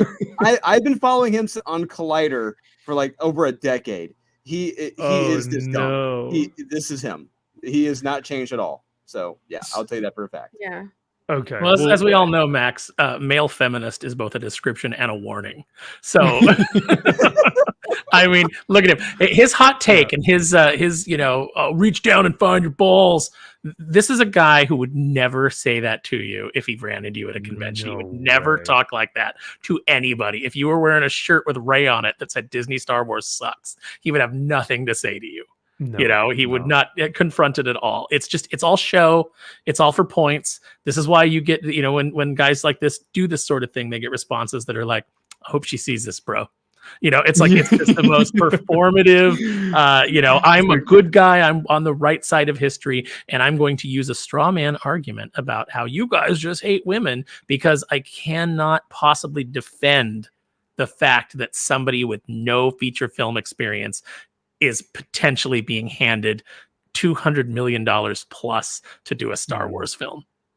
That's what's so wild to me, though, is like this someone who is, because in my opinion, I think it would be worse if he's trying to be malicious here. Because if he's trying to be disingenuous, he knows that Marsha Lucas was one of the biggest portions of why Star Wars was created. He knows that Deborah Chow, or whatever her name was, directed all of Obi-Wan Kenobi. Even though that show sucked, it doesn't negate the fact that she is a woman of color who directed that entire thing. It also negates the fact that Bryce Dallas Howard directed some of the episodes of Mandalorian. It also negates the fact that Kathleen Kennedy is fully leading the entirety of Lucasfilm. And so has been since 2012. Yes. Oh, absolutely. So if he's being disingenuous, it's a fucking loser move on both ends. You're either dumb or you're disingenuous. And I'm not sure which one is worse. I think disingenuous is worse. But we all know, like you said, Aaron, the whole male feminist thing. Listen, you're not going to get laid, dude. No one's coming to, come have sex with you. I'm sorry. Like, she's not going to see this, bro. I think that him saying things like this, he knows that he's going to get a response, right? So I think like him saying things like this is both what he believes, but also a little bit disingenuous because of the way he's saying it. Yeah. He's like, all of you guys grab your balls and whatever, the way he's saying it. He knows it's going to get clipped and put out there. So he's going to have to stand behind what he's saying because I honestly think that, yes, he does believe this shit that he spews. He really, really does. Yeah. If you guys can go back and watch him during the days like The Last Jedi, even before that, you'd be like, God, this guy's a tool. It just, Well, I mean, he's part of Collider. Like, what do you expect? That's the whole, I loved what Gary said. I think, Steph, did he comment to you? Or maybe it was Anna, but someone had posted, the video, and Gary just commented, careful, he's an outlaw. Because it's something like the Outlaw podcast or something, or the Outlaw show. The Outlaw, he's such an outlaw, parroting every corporate take possible. I know. So punk. He's so punk rock. Like he's such a shill. Yeah. Oh my gosh, it's terrible. Isn't it also a little demeaning that having having cock balls would make you a certain gender, right? I didn't think that's what that seems pretty close-minded, John. So I don't know why you're saying like, be a man by grabbing your cock and balls. Like, it's a little close-minded, but hey, to each their word, or to each their own. We do have a super chat from Dylan Lindsay for $5. Thank you so much, brother. He says, even if she was an amazing director, I don't think Disney would allow her to make a good movie. They will mandate and note the film into the ground. That's actually a really, really good point. I mean, look at Black Widow and the director for Black Widow when she said, all right, here's how we're going to do the action. And Disney had already mandated, oh no, we've already filmed that. We've already got that covered. So you're essentially, stripping the director of their creative vision to fit the cookie cutter blueprint of whatever the corporatized version of this looks like. Well, remember, Max, the reason that the Marvels say that too. It was the one for. It was another Disney director. She said that like she was just Shang-Chi? like, yeah, it was a girl. She was just like the name on it that like they. Eternals. The Eternals, right? Okay, Eternals. Thank you. Yeah, it was her. Like she also said that the same type of thing. Like, well, they already knew where they were going. I just pretty much had to follow it, right? Like they already had it mapped out, and I just had to do what I did. Like it was. She didn't have any like creative control or anything like that. She was just there to sort of like babysit and do what they wanted. She was the diversity shield. Yeah. So that they could, if it didn't work out, they have that shield to, for criticism. And I think that, Max, the reason that the Marvels was such a failure, biggest failure that, in Disney history, apparently, from what I'm reading. The reason it was such a failure is because there just weren't enough Disney executives on the set. They hired this supervised. They hired this stunning and brave woman of color to direct it, but there weren't enough white men standing there telling her what needed to be done. It's the most ridiculous thing in the world. You're using these people, you're not letting them come in with any kind of creative vision. You're not letting them come in, and try anything. There's nothing experimental about these. This is not cinema. Scorsese was absolutely right. This is not cinema. This is not art. This is corporate product. And it's the more successful it got, the more corporate product it became. And I just don't see, I don't see it course correcting anytime soon. The fact that they're still blaming COVID too. Oh, because of COVID restrictions. Dude. Supervise her. Like, Steph, the War of 1812 really affected our our shooting schedule. That's so it's such a, oh my gosh, I don't even know. That's Y2K. What's the deal? It's like everything they can think of, deflect. They're trying to think of everything that they can try and blame other than just, we're not doing the things we need to do. We're not telling a good story first. Well, it was a leap year, so there is that right now, right? They're like, well, Gypsy Rose Blanchard was like released from prison, and then like there were aliens in Miami, and our directors, they just couldn't do it. Aliens in Miami. They were worried that like there are aliens in Miami. Yeah. Well, at least we're getting specific now. We're not just going, the macro and economic headwinds that we've been experiencing, the solar wind of the economy. I legitimately, there was someone who came into one of my film classes last semester, and they were like, January 6th just hit me so hard. And I was like, it's 2023. You're lecturing us about how you couldn't film anything because January 6th, like, come on. Oh my God. I actually had to audibly like chuckle. I don't think they appreciated that, but hopefully I got a good grade. Louis C.K. has a bit where he talks about just how soft and stupid everybody is about anything. And then he talks about Nixon and he goes, we watched the president of the United States weep on television like a baby and then get into a helicopter and just fly away. And he does the whole like copter noise, like, and just like watches it go. And then he's like, we had no idea what came after that. Oh my God. Very true. To put things in perspective. Yeah. Well, all that being said, thank you, Dylan, for the $5. Greatly appreciate it. And I am inclined to agree with you. Even if Charmin was an amazing director and had all the passion in the world for Star Wars, and this is like something that she had pitched to Disney Lucasfilm, I still don't even know if they would produce the thing that she would potentially want, because I know that there are women out there that are like, I have a story for Star Wars that I think would be incredible.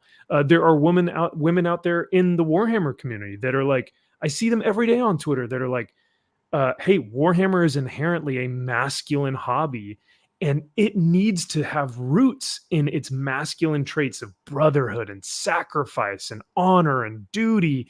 Like, that's what the Imperium represents. Sounds so pretty I know toxic, that, Max. Not gonna lie, that's well, pretty toxic. to be fair, Space Marines are pretty toxic. So yeah, I mean, just I know there are people out there that are passionate about Star Wars, whether you are male or female. And to your point, Steph, Aaron, Drew, it doesn't matter what your effing gender is. The biggest part that people want and the biggest part that people get upset about is if are you the right person for the job? And Charmene is obviously not that. Not only is she not the right person for the job, but she's actually going to be toxic for the fandom and for the position that she's in and for the fans. She is going to create division where there doesn't need to be any. And it's people like John Roca who create more of that division because they want to have the correct take, So There's Steph, going to did be you a ever... change. I guarantee. Sorry, real quick. There's going to be a change. I'm guaranteeing it right now. Before they start filming or whatever, there will be a change. I don't know what the change will be. Something drastic is going to happen. I don't know what it's going to be. That's what I'm calling right now. I think so. Yeah, Like this something's movie gonna may happen. never come. Or... This movie may never see the light of day. But for all of our YouTube sakes, I hope that it does. I'm at the point now where I just want to watch the Disney World burn. Just every poor decision that they make. I'm like, it's like I'm so past the concept that they can right the ship that now I'm just like, well, might as well watch it go down. And it's unfortunate because as somebody who has loved Star Wars my whole life, who has loved Disney my whole life, it's like I just can't, there's one of two things needs to happen. Either I get to watch it burn and I get to eat popcorn while I do it, while they sink the ship, or maybe Nelson Peltz gets in there and they get Bob Iger out of there, and that board turns around and they pivot back towards profit.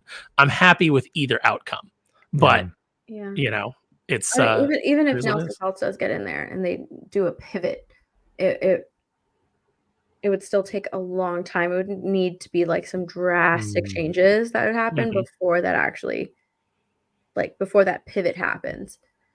It's a big ship. It can't pivot. It has to sail, and it has to do a slow turn, because all these things are so far in advance in production, and you would have to root out so many activists within the company, and that's not a short process. And that's why I think it's far more likely that we'll watch it burn. But that's okay, because we'll just keep producing alternative content for people. We'll tell stories, and and there'll be people that'll rise up and make cinema, and and then we'll all get to sit here and talk about it on YouTube and have a good time with the chat.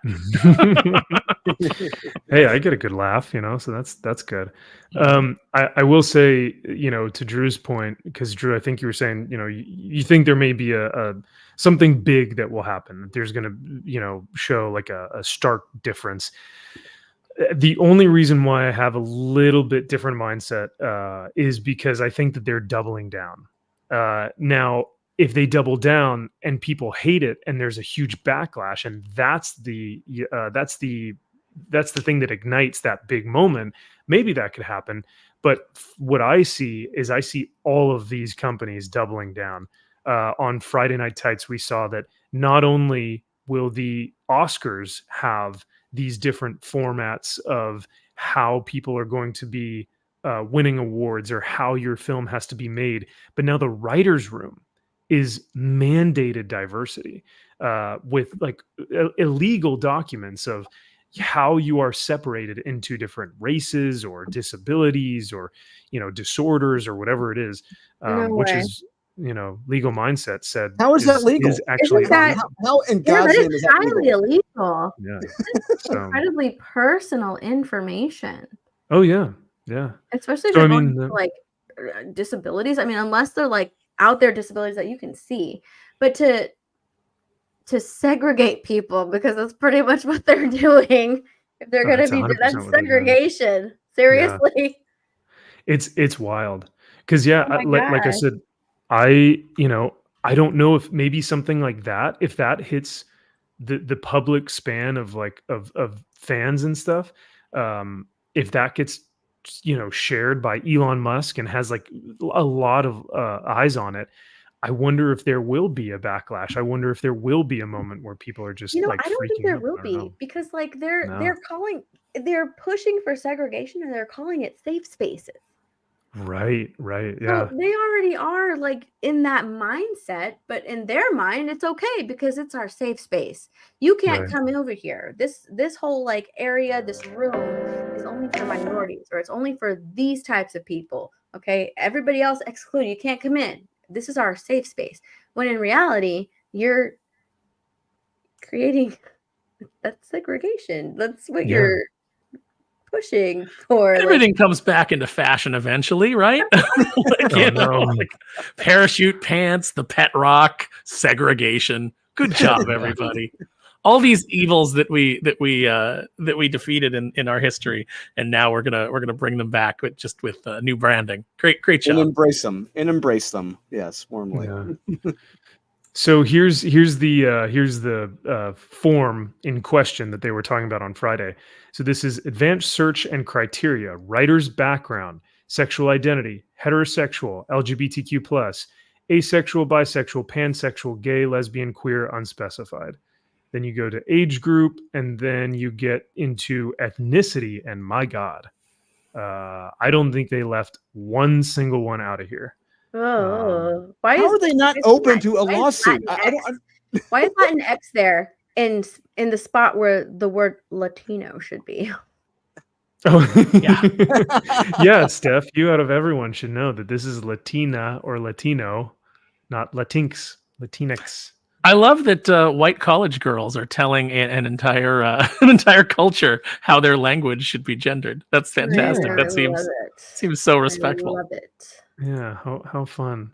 It's just wait till you guys like the male feminists telling women how they should feel about something. Well, that's right. Absolutely. You Geeky Sparkles on Clownfish TV. Okay? That's right. As a Latina woman, I can't think for myself, and I need all of these saviors to come and help me. That's right. Well, you have internalized misogyny, which means that which the definition of which is any sort of independent thought from the hive mind is what internalized misogyny is, and probably internalized racism and just a bunch of ists and phobes in your thinking, and you need to be re-educated. I've been told I had all of that. Yeah, you need to be re-educated by dipshit here. Yeah, right. Well, isn't it wild too? So, Steph, I don't know if you probably know our friend Josh. Josh, who's openly a gay man.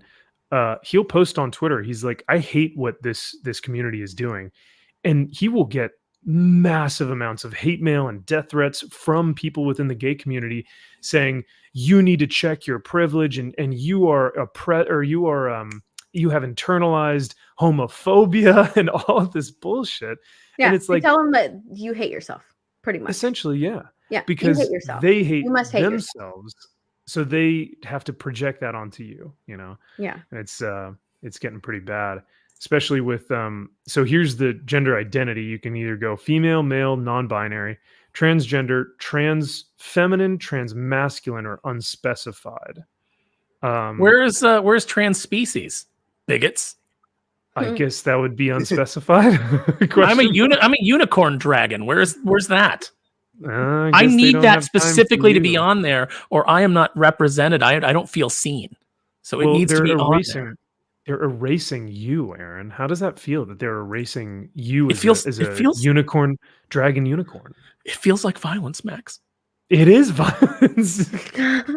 And it's very silent how they're doing this. And as we all know, silence is violence. Yeah. Now, of course, I would never, I think it goes without saying that every one of us here on the panel, every one of us here in chat, we're not laughing at the fact that people may have a mental disorder or may have some sort of, internalize something that is actually confusing them or that they have to go seek therapy or whatever it may be. That is actually something that is serious. And I urge those people to get help because I couldn't even imagine what that must feel like, right? But when you get people who are weaponizing kindness, that is what the issue is here. And that's what we have to laugh at. Because if they're weaponizing this type of empathy, it's completely counterintuitive to what they're actually trying to do, which is help people with actual disorders. And speaking of disorders, we see all these different disabilities, which we said earlier, I'm pretty sure that's I don't think you can mental disorder, limb difference, dwarfism, mobility disability. Would limb physical difference be discriminant? like you're not missing a limb, but like maybe you have like a truncated limb, or Like an imbalance? You have an what is- extra limb? Oh, Oh, well, maybe. I mean, if you're that well endowed, maybe you have do. you have somebody else. You have somebody else's limb. It would Yeah. be classified as an extra limb. Sure, why not? Yeah, this is really weird. I don't know. Blind or low vision, cognitive disorder, deaf or hard of hearing. Oh, cognitive disorder. Is that what do you guys remember that TikTok of the woman who said that she was like time sensitive, where like she had PTSD from like being on time or something? What? So maybe that could be cognitive disorder. You're joking, Max. No, No, I should No, not. this is She real. wanted to be on time to something all the time, and it gave her PTSD. You gotta be Punctuality. Punctuality, Drew, is one of the many tools of white supremacy. That is very true. Yes. Oh yes, that's actually That is very very true. Yeah. true. There have been Mhm. articles about that. Yeah. Oh, So, oh my god. that's why Gary's so late all the time to his streams, because he doesn't want to perpetuate white supremacy. That's So, right. That's right. He's Yeah. being inclusive. yes. Oh man. But yeah, so this is super illegal, and it's just it's immoral, and it's disgusting that people are Now, now what is this for? And like, determining is your this worth. like to get hired? I don't. What is this sheet specifically for? So this is, from my understanding, and I think Chris Gore has a better understanding of this, because I think this is where the FNT crew got it from. But I think this is how people are going to find individuals for the writers' room. How writers are going to be hired onto Hollywood projects, because you have experience here, you have writer search filters, and then you have writer's background. So this looks like a format, or like a search So criteria. they're looking for a writer. So they want, let's say they want to find somebody who is a gay, disabled, Black person. That is how they All of would it. find that person. Yep. You could mark down Wow. every one of these, or be as specific as you possibly could want. And so like if I were really manipulative and I wanted to pat myself on the back and jerk myself off as, whoever's in Hollywood right now, I would try and find someone who, like, so that I could say, I hired the first this, right? And you could search that through this program, through this search criteria. That is incredibly illegal. Really, It's not only that; it's dehumanizing. It's very yes. Absolutely, That's why it's illegal. yeah. You've 'Cause just you were- That's released exactly why it's illegal. Wow. this will not hold up, but this will also, if this takes a long time to move through the courts, this is the death of Hollywood. This is the death of entertainment from Hollywood. And maybe we're better off at this point. Maybe Max, we will avoid your greatest fear that Warhammer will be desecrated by Amazon and Jennifer Salke. But this is, my God, this is the death knell of Hollywood. This is the death knell of creativity. Like, I can see so many lawsuits coming from just that. I hope so. Like, Now, I is hope that something that came from the strikes? I believe so. I think. Which is, I mean, yeah, it's like, good job, Hollywood. You just put your industry 6 months behind schedule, and you've now created something that is potentially going to get you more lawsuits. So, yeah. And crazy. they've destroyed so many jobs with the strike, because now there's so much less work. Yeah. This is psychotic. You nailed it. This is what I was thinking of. It wasn't PTSD. It was called time blindness. So, Drew, I think the TikTok was that she couldn't be on time because she is unable to tell time, and that if someone were to tell her you're late, she gets like anxiety from not being able to read time. I'm How doing can you not everything I read can time? to. I'm sucking in all of my rage right now after reading that. I'm thinking all of my self-control to not lose it right now reading that shit. It's just, oh my I God. suffer from time blindness. Yeah. I'm always late to everything. I have the inability to have self-discipline in any way whatsoever. Right. but I should be able to keep my job. Yes, right. So real quick, I got a little segue into my personal life real quick. So when I was in active duty in the Air Force, I was a staff sergeant, and I had an airman. Oh, you're ex Air Force. I can see why that would be so upsetting to you. If you're on time, you're late. And if you're on time, you're late. If you're early, you're on time.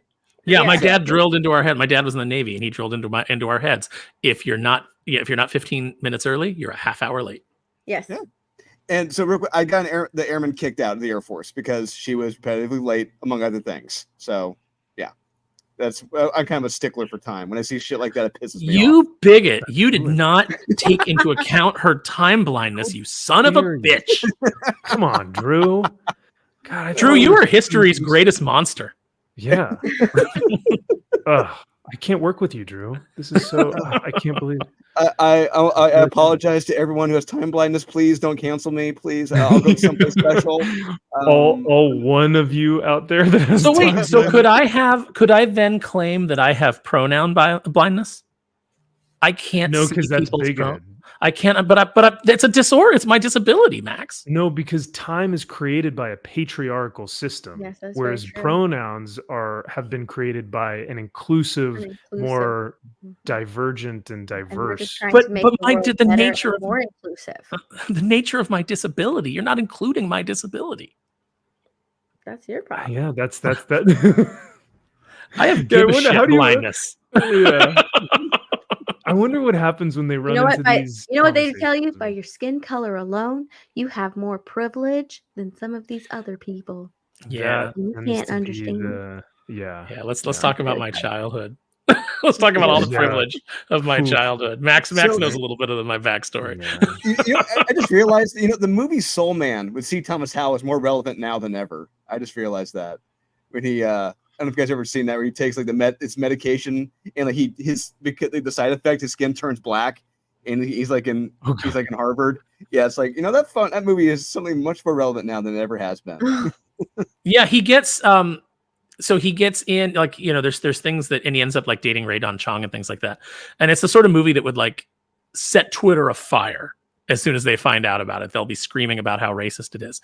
But the interesting thing is at the end, there is a really poignant moment where James Earl Jones is the professor and he says to C. Thomas Howell, because C. Thomas Howell has been found out and he's been expelled and everybody hates him and everything. And James Earl Jones tells him, the one thing that you learned that that I would never be able to teach you is the experience of what it is to be black.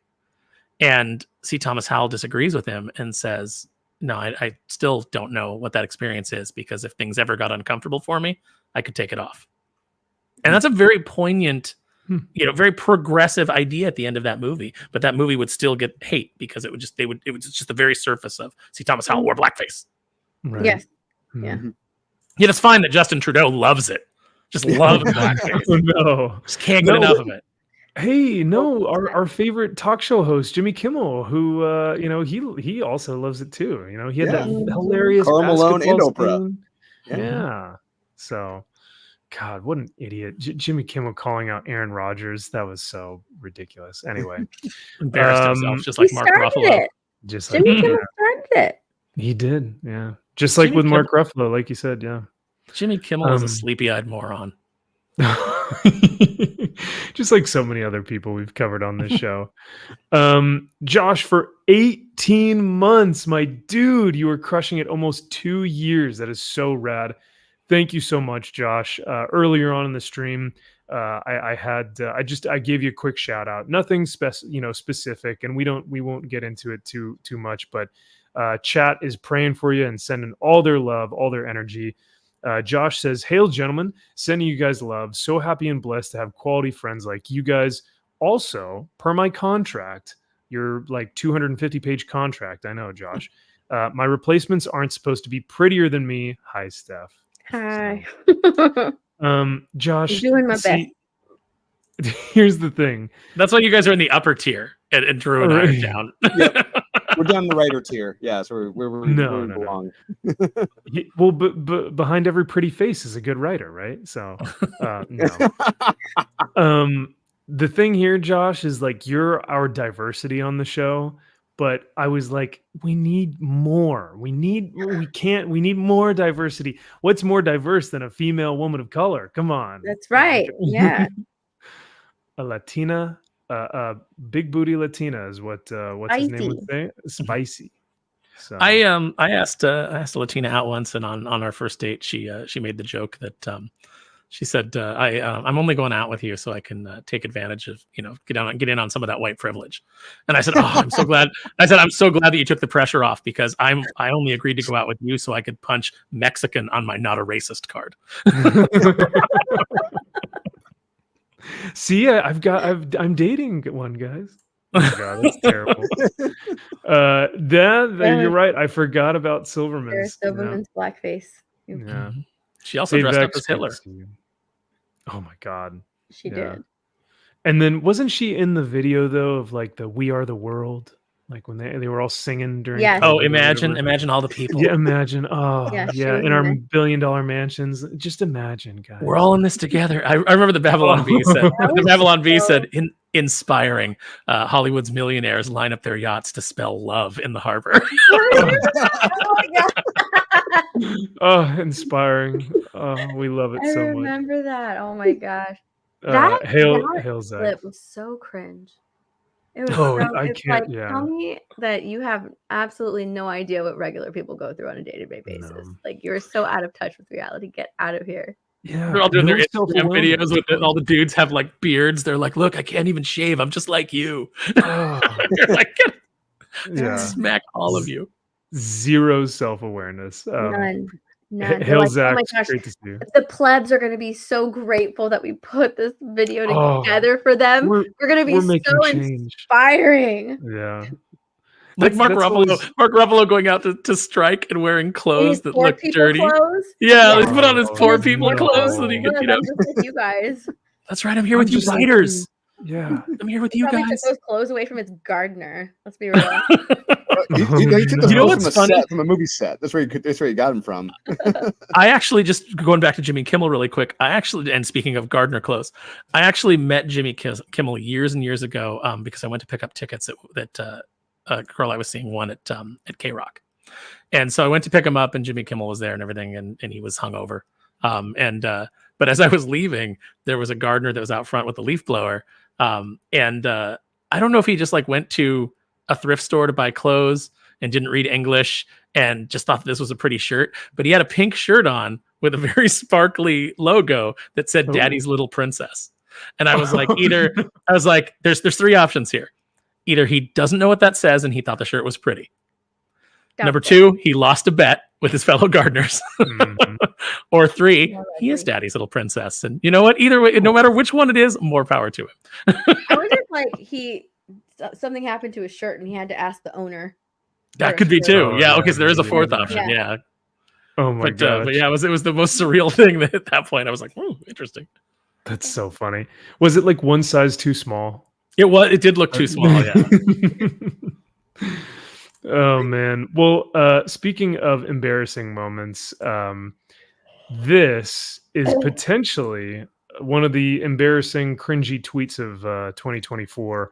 I dare you guys to name a single thing you're more excited for than the new Avengers movie. Says Blue says check Ben. mark. This is engagement farming. No, Oh, yeah, oh, absolutely. absolutely. Yeah.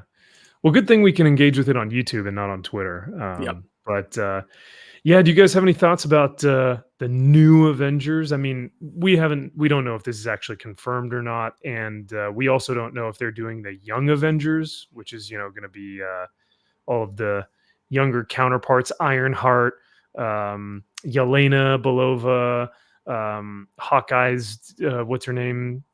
Kate. Haley Seinfeld. Haley Steinfeld, who I love, but like, do we really want, well, I want to watch a movie about Hawkeye.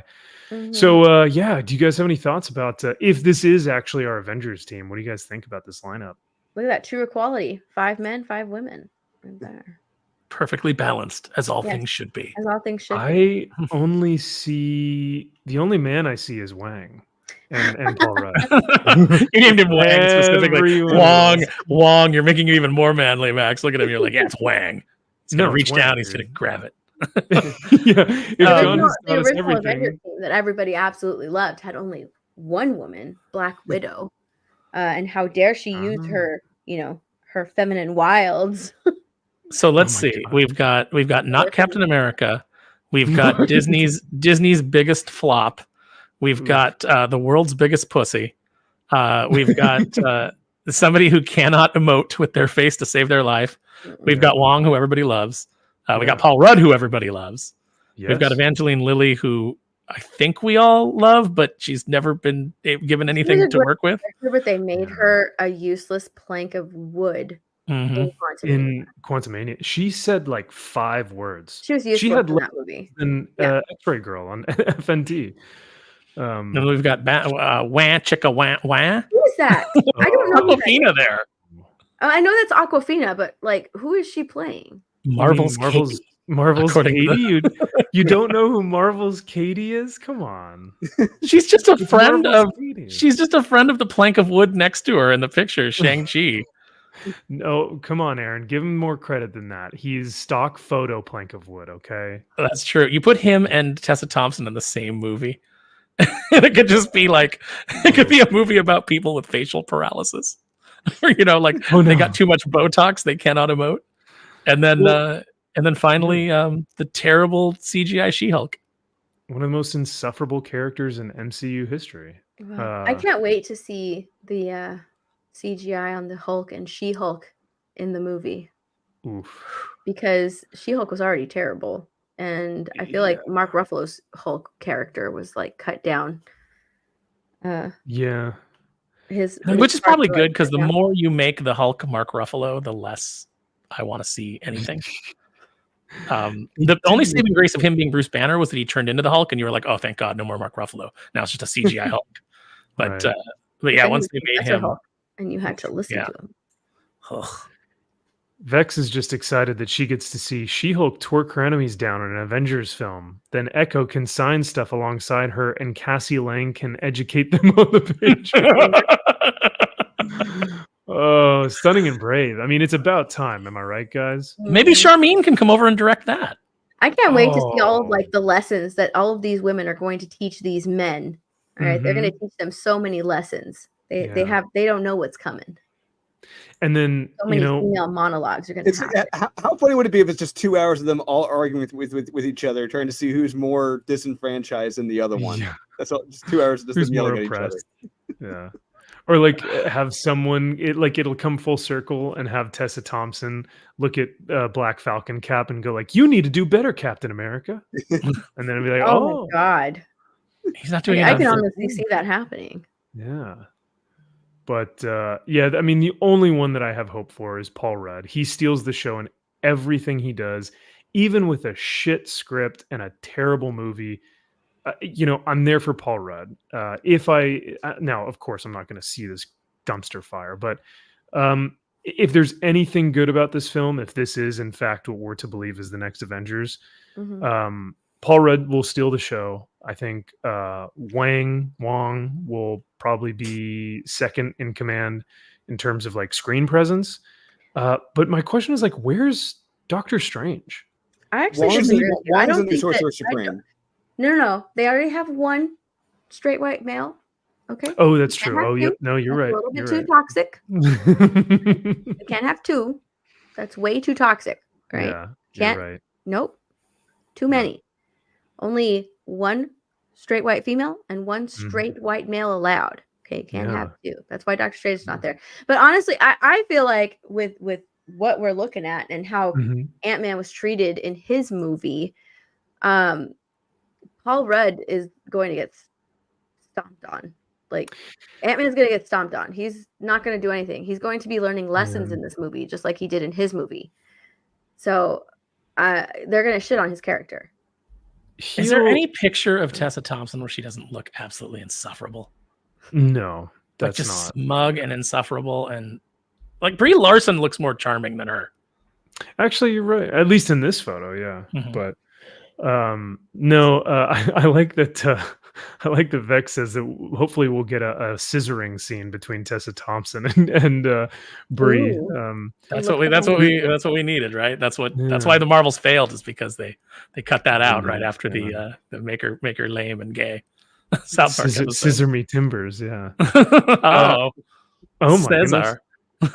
So no, but you're right, Steph. I mean, in Quantumania, they were like, "Oh, what are you doing? What are you doing, Paul Rudd? Are you just writing your book, even though you saved the world?" And he's like, "Yeah, I did save the world." And they're like, "Save it, loser." They just totally shafted him and made him. Yeah, seem they so shit all over small. him. Like it was it's his idea to do the time travel thing. He helped, with the tech, the first run or test run. He helped with all of that. The whole saving the planet, going back in time. That was all Ant-Man. He really did save the world. Scott saved They weren't doing the anything multiverse before he came back. Mhm. It was him. Yeah. He saved the world, and they're shitting on him in his movie. I'm like, what are you doing? Why? But Why are we you all know doing that? you're not a hero unless you attack police officers. Then That's right. You're just like his Hey, daughter. hey, Janet. Hey, Hank. You guys sitting at the dinner table helping dipshit Cassie, who knows nothing, make fun of Paul Rudd. You two that are sitting there. The reason that you're sitting there is because of Scott Lang. Yeah, he brought you back. That's right. Everybody you love that disappeared, everybody in the world who disappeared, he's the reason that they're back. So put some goddamn respect on that name. Yeah, but no, he's not helping with the housing crisis. Okay, with the people living on the streets. Well, I mean, look, not everybody can help with the housing crisis the way that Falcon Cap did with his great, advice about do better, step up. No. Step up, do better. That's the problem, is we weren't stepping up, right? Because she was like upset because he wasn't like helping with like the homelessness after the blip. Isn't that why she was so upset? Yeah, and problem. Yeah, Cassie was just Cassie is the embodiment of like the 12-year-old, 14-year-old Twitter activist who has like everything in their bio because they think that it's going to save the world, that they're making a difference, quote unquote. When in actuality, they're actually like, making less progress. They're actually hindering progress. But yeah, no, Cassie was an absolute, she's not only is she just a bad actor, but they wrote her terribly in that film. They had no idea how to write the character. And they all just decided to, what's funny? Like what would be comedically humorous in this moment? Let's just all shit on Scott Lang, the guy who saved the entire multiverse. Yeah. So maybe Cassie should take her own advice and, I don't know, not be a dick. Yeah. Oh, I like that. Yeah, actually, that's pretty good. Just don't be a dick, bro. Josh says, real question, what do y'all think of Marvel finally fully acknowledging Daredevil as canon? Have you guys now, Josh, are you saying that because Echo exists that Daredevil is officially MCU canon, or what do you mean? Because did they recognize the Netflix show as canon? Maybe the Netflix show. Oh, you know what? Maybe for Josh, if they recognize the Daredevil show as canon, Josh is just standing over there with his beloved Agents of S.H.I.E.L.D. going, yeah. Come on, man. What about this? What's going on? Yeah. The Netflix show. It is the Netflix show. Okay. I mean, I almost don't want it to be canon. I'd rather it be its own thing. Because now they're going to build off the thing that I love and mess it up, just like they have Star Wars and the original, films of the MCU, and they're just going to shit all over it. That's what they do, though, right? They just kind of cherry pick the things that the fans love, the things that the fans appreciate, which is the Daredevil show, which is an amazing show. The Netflix show is incredible. And so they're going to acknowledge it as canon and to appease the fans, but then they're going to take those characters, which they already have, right? They've already taken Daredevil and made him do the walk of shame in She-Hulk. They completely cut that character. Yeah. And then they took why can't I think of his name? Any straight male character? in the MCU? The Punisher? bad in Echo, the one that Kingpin. Kingpin. God, they took Kingpin. They put him in Hawkeye. The Hawkeye show. The Hawkeye show. Didn't they put Mhm. him in the Hawkeye show? Yeah. Yeah. They Right. cucked him He got too. cucked. I mean, he got taken down by a little girl, and Yeah. now Daredevil is coming back in Echo. He got hit by one of those. Kingpin. He got hit by one of those cars that's silent Yeah. until it hits you. And now like Echo's coming It was a back, or Tesla. Echo's bringing both of those characters back. So they're cherry picking, but they have to acknowledge, if they're going to cherry pick these characters, they have to acknowledge that show is now canon. But Does that mean Elodie Young is they still have to Elektra? also acknowledge that show is canon, because that's going to lead into Daredevil Rebirth, right? They want that show to do good. Oh, they're still doing. They're still doing that. They scrapped everything that they did. They did it already, No. Max. They did the whole show and then they scrapped it. And now they're doing it over. You know what? If anything, Disney Marvel needs to take a word of advice from their own writing team and do better. Like it's the cringiest thing ever, but do better. Why are you remake? I forgot that is actually a thing. Ugh. Yeah. Max, do you They're remember remaking in Falcon and the Winter Soldier where the girl that burned people alive in a hotel building with an explosion and was killing people? Do you remember when Falcon said we got to stop calling them terrorists? Do you remember that? Yeah. It's, Freckle Jesus. Yeah. She's a martyr, Aaron. You know, Oh my she's just an activist. She's a rebellion leader. You know, she's really what we have to strive to be. I've said it before, but that moment where she said to John Walker after killing his friend Lamar, or her group killing, she didn't specifically do it, but her group of terrorists did. She said, "It wasn't my intention to kill your friend. It's not my intention to kill anybody who doesn't matter." And when she said that, I was like, that is such the modern Twitter far left activist attitude about who matters and who doesn't. And at that moment, I was like, oh, John, take your modified shield and cut her head clean off. Like now I want it. Now I want to see it happen. I want you to throw that thing and just lop her head off, just faster, John Walker. Kill every one of them. on a platter. Just take your Captain America shield, put the head on there, and just here you go. Yeah. Mm-hmm. And it really is, it just speaks to, and I think Drew, you've said this before on our Friday night shows, it speaks to the morality of Hollywood and the writers that are creating these things, because their morality is, we are the ones who are creating history. We are the ones who are determining what is right, what is wrong. And if you don't agree with us, we will kill you. You know, and if you are just a part of, like, what did she say, Aaron? It's like, if you're one of the people who gets killed, aimlessly, that's not my problem or something, to that effect. Yeah, you're not one of the important people. Right. So you don't matter. You're probably a Nazi anyway. Right. Look, and we saw it in. I remember, dude.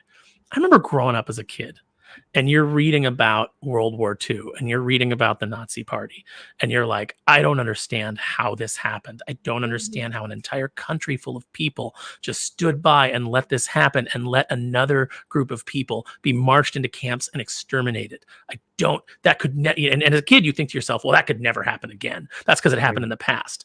And then you watch how easily people are manipulated into othering people and dividing them up and then wanting them marched off into camps because they wouldn't get a shot. They wouldn't get an experimental shot in their body. People were advocating for them to be put into camps or not be receiving medical care or just being left to die. How quickly that happened.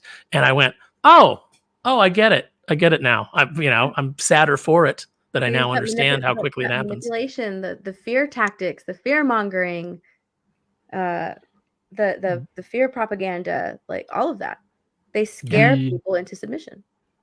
Yeah, and the biggest tactic, well, go to the camp, and they'll use the people that are scared into submission to agree with them and advocate for those people to get put by themselves, like over there, because they didn't want to take the shot. Yeah, absolutely.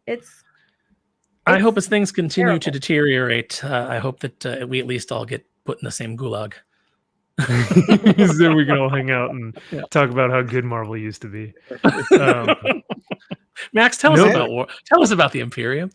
Yeah. All right, gather around, children. Gather around. We have like a little fire. We're all in like disheveled clothing and stuff. Mark Ruffalo clothing from the strike. Yeah. We'll get his hand-me-downs. The poor people clothes. I got this from the costume director of latest HBO film I did. Yeah. But yeah, it's funny what Aaron mentioned that one of the characters in Unholy Nightmare we wrote is going to be he's the Golem, but it turns out he's going to be like an 8-year-old boy, an 8-year-old Jewish boy, and we're going to be telling that story, Aaron and I cannot wait to tell that. So that's gonna be awesome to tell. Wow. Yeah, that'll be impactful, man, for sure. Yeah. I think one of the biggest tactics that they use, I think not just in Hollywood, not in culture, not in media, but just what we've seen in war is dehumanization. If you can divide human from subhuman, you can pretty much put those people in wherever you want them to be. And it's crazy that they are using those ideological and political tactics in fucking comic books and pop culture and superheroes. Like that's what we've seen for the past decade now is people, like you said, Aaron, othering. And Steph, you were talking about like segregating people. And that's what happens when you dehumanize them because they may think a little bit different than you. You know what I mean? Because they didn't like a Star Wars film, we are now going to make you subhuman. It's insane. And yet that's what we've seen. And that's what I honestly think we'll continue to see in 2024. Now, people are waking up, I think, but corporations will continue to double down because people are waking up. And it's easier to cancel people if they don't look at them as people. Oh, there you go. So. Yep.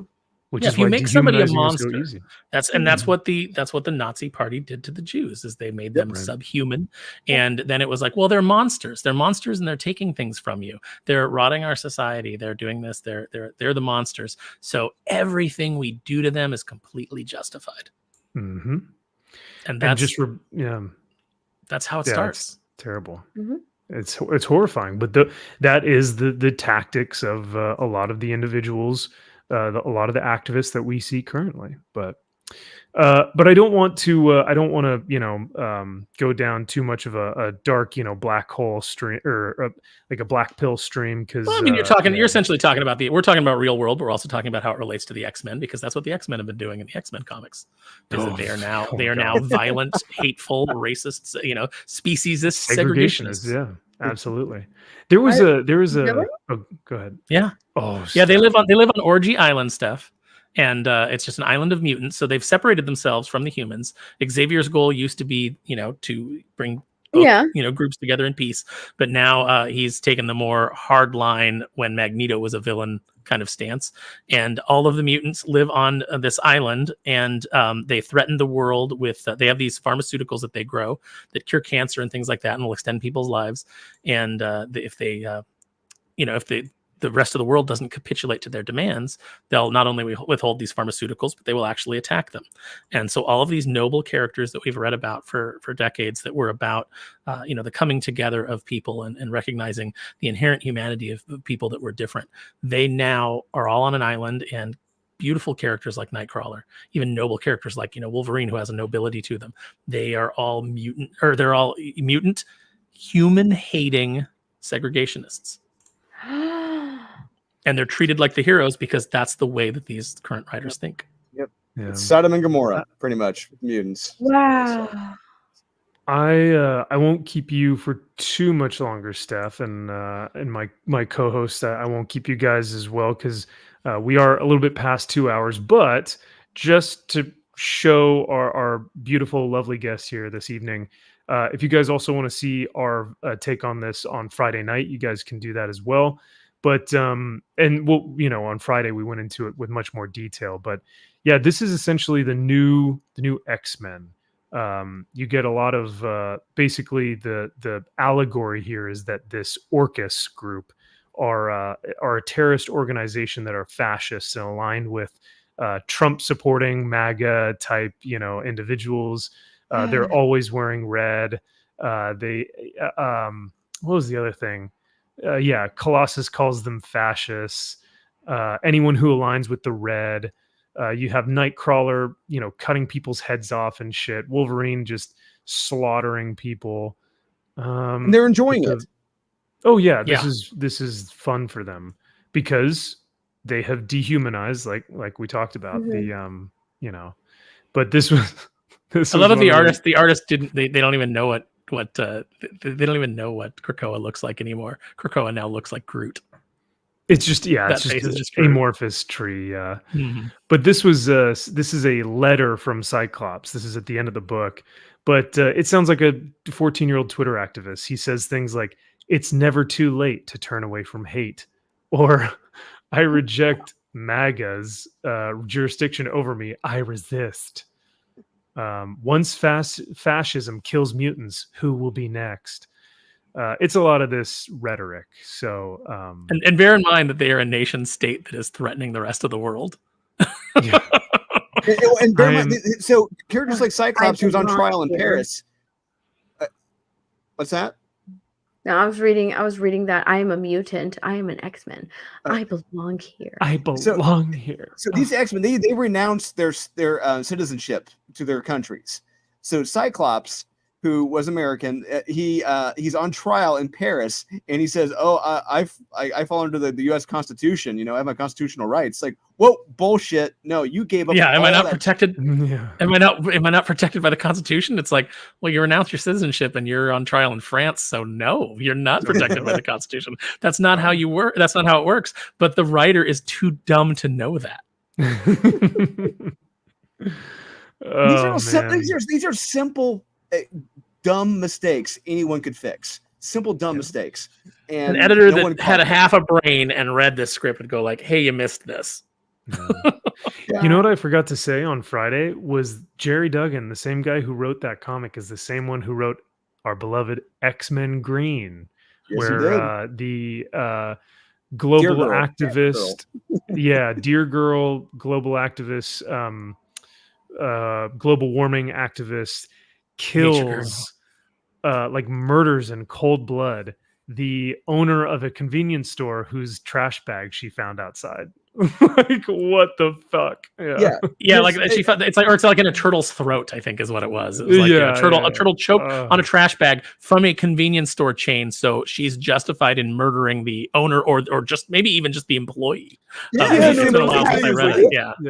These sound like sick fantasies. They do, sick activist fantasies. That's what this sounds like. Like, man, if I had it my way, I would do this. Let me write it in the story. If I could take down them Trump support, this is how I would do it, and I would smile. Let me write it down in a story. These are like sick fantasies that they're putting into these comic book characters. Yeah. Oh, that's disgusting. It's the sick fantasies of narcissists, and that kind of brings us full circle back to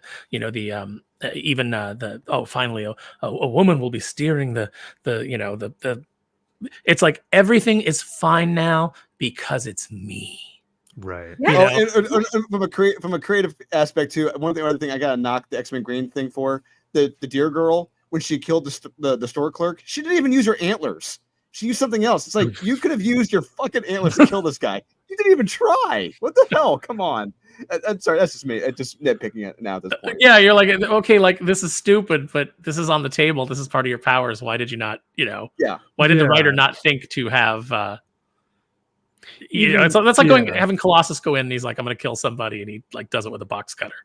Yeah, you're like exactly. You turn into like organic steel, and you're super strong. You could just like pop their head like right off. Like, I think that's what she did. I think she used a box cutter to kill the guy. I think that's what she used.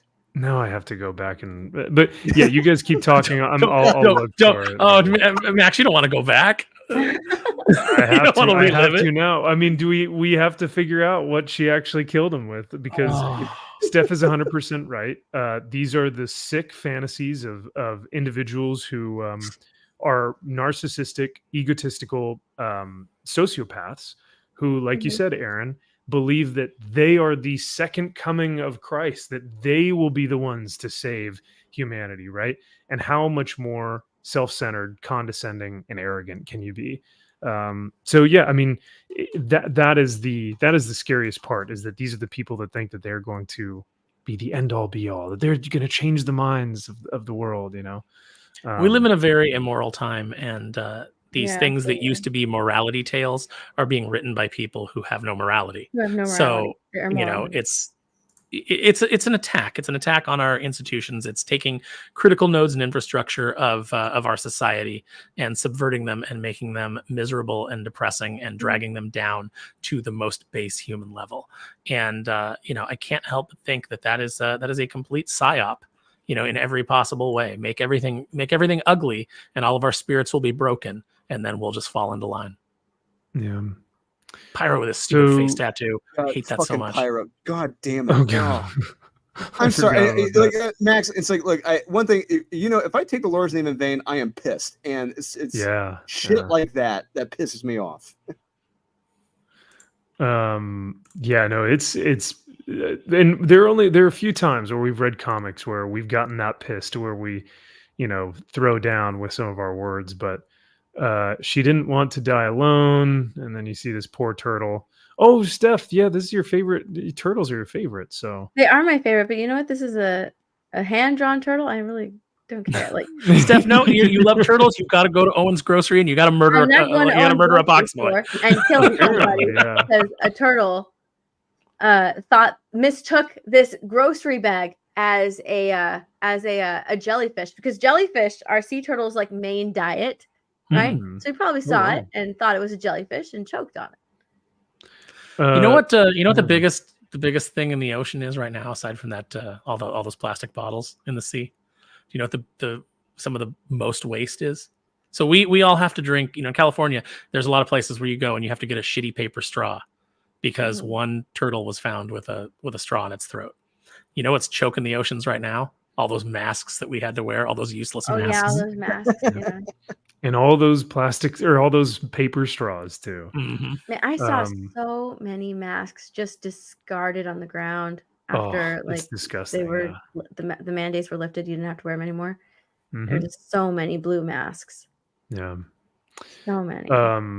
What's her name? So many people mad at me for we still have a bunch. I mean, in the office where I work, we still have a bunch on hand, because at any chance, like any time any of our counties where the COVID rate goes up from low to medium or high, we got to get those out and ready to go.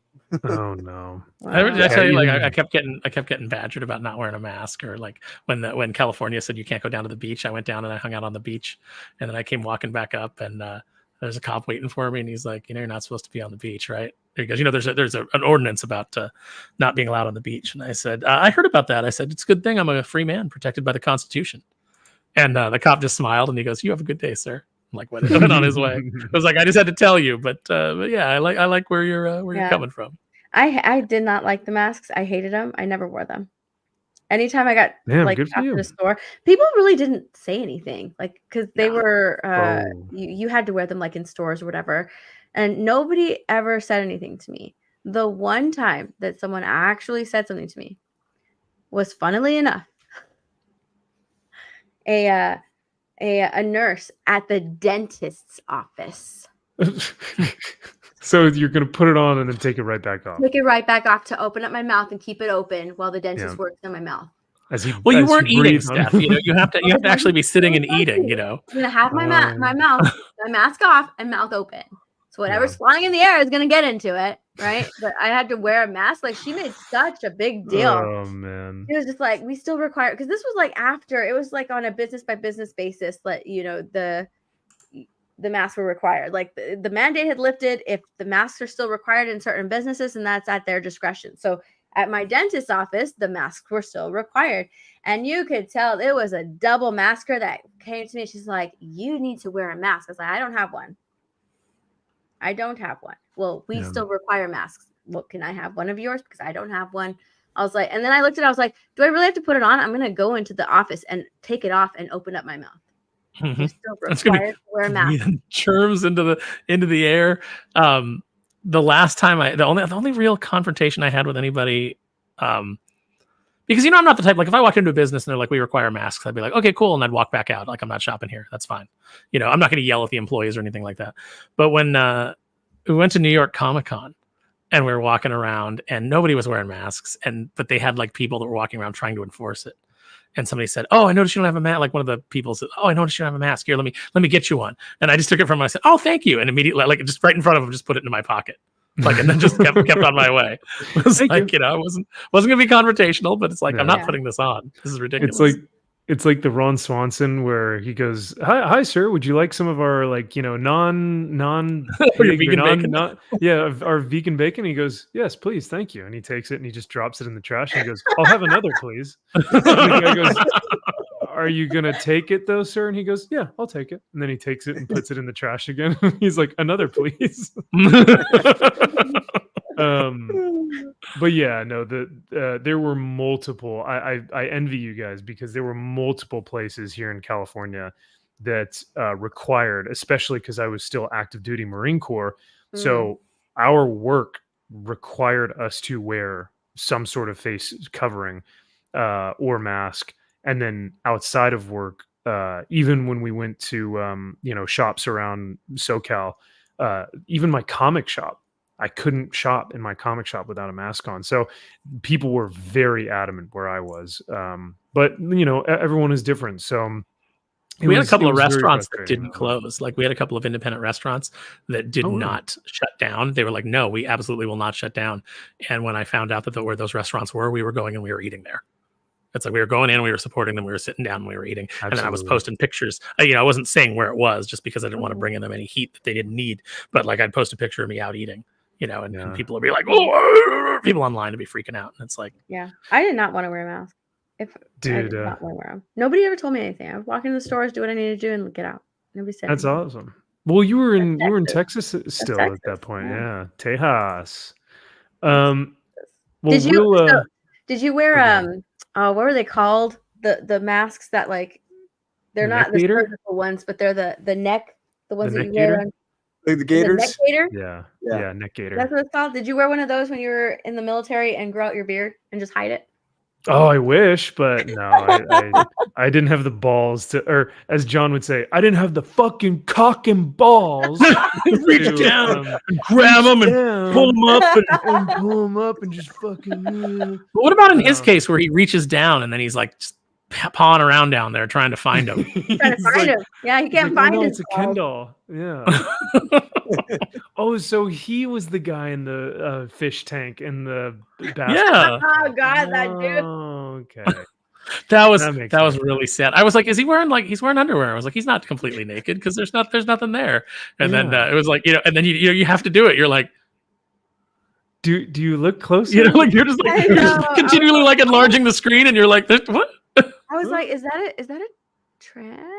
All I see is bush. Yeah. I hope he's a grower because he sure ain't a shower. That fish tank must be really cold. Yeah, ice cold. He was in the pool. I was in the pool. Yeah, Mike. I had a friend of mine who actually got the vid. And so he stayed home. And I think at that point in the military, it was like 12 days or something. And this dude could grow a beard in like 2 days. So he zoomed in for like a meeting for us on like day 10 or something, just black facial hair, full on beard. And like our like captain, our officer at the time was like, "What the fuck am I looking at right now?" He was so mad. He's like, "Oh, sir, I'm still at home because the 10 days." He's like, "I don't give two fucks. You're shaving your disgusting face right now." It was not made great, him shave on screen. Wow. Yeah. So yeah, I mean, the neck gaiter thing, we still had to wear them. It was absolutely ridiculous though, because we'd be out in the field for like field exercises for like 2 weeks at a time. And they'd be like, "Oh, do you have your neck gaiters?" And it's like, we're in the middle of nowhere. We haven't showered for 7 days. Like if we're going to get COVID out here, then we're all dead anyway. So it's like, it was a little ridiculous. So wow. At Frankensons, we had to when they opened back up, we were supposed to wear the mask, so I just went and got one of those face shields with like the headband, I was wearing that, and I didn't put on the yeah. Yeah. I wore No, the the face mask shield was great. a couple of times, but I did not like it. I'm like, I'm breathing in my own breath. That has to be dangerous. It feels great. And all those fibers, and who knows what that mask is Yeah. made of. Like, it's one of those things that it did more harm than good. Yeah. Didn't Speaking of anything. speaking of more harm than good, we'll end with this. We just got to rehash this. Speaking of, like, earlier, we were talking about how so many of these people think that they are the ones that are going to save the world. The dialogue from this character is literally, "I will save the world," because her on the next page, she's going to kill a store clerk. With the scissors, there we go. Scissors. Yep. Use scissors. Scissors. "This planet is not your toilet, you stupid barbarian." And this is supposed to be the moral woman to look towards in the X-Men. Like, we're supposed to believe that she is the one to be the outstanding moral, motivation. So, like you You know guys what this said, reminds You me know of? what's is strict ridiculous about fantasy. this is that this guy, he just runs the store, right? He Yeah. just Yes. like who He's it's just store whoever manager. Owns bought, grocery. Yep. it's whoever bought the groceries and discarded the bag. Yeah. Or maybe they threw it in a proper receptacle, but when it was on the trash truck or something like that, it blew out. or And something. then Like, there's a so many million different different ways. scenarios It's could have his happened. responsibility. He needs to know where that trash goes. Yeah. The thing that pissed me off about this, and this is something that, like, okay, so Perch's review of Jerry Duggan's latest book, which we looked at initially. Apparently Jerry Duggan was pretty butthurt about that and felt like Perch, you don't even Really? you don't even understand the characters. You don't read Seriously? That's said what that? that's what Yeah. I mean. This is all secondhand, but I don't even know. But apparently, like, we don't understand the characters when we make these kind of complaints. Was kind of what I heard secondhand, because people in this industry they all talk to each other. He's full of shit. Jerry Duggan's full of shit. That's all I got to This- say. So here's Nature Girl. She murders this clerk. I remember a story where Phoenix decided that she was going to kill Selene, the Black Queen of the Hellfire Club, who is basically a vampire. Mhm. And she finds, while she's hunting her, she finds 2 more bodies of people that Selene has drained and killed. Or no, that took place after. Okay, so anyway, she's going to kill Selene. So she goes and starts hunting Selene down, and Wolverine goes to stop her. Wolverine, who kills people with his claws all the time, and he tells her, if somebody comes at you, like somebody comes at, she's like, you've killed all kinds of people, Wolverine. And he goes, if somebody comes at me with a knife, I'll meet him head on. But they're coming to kill me.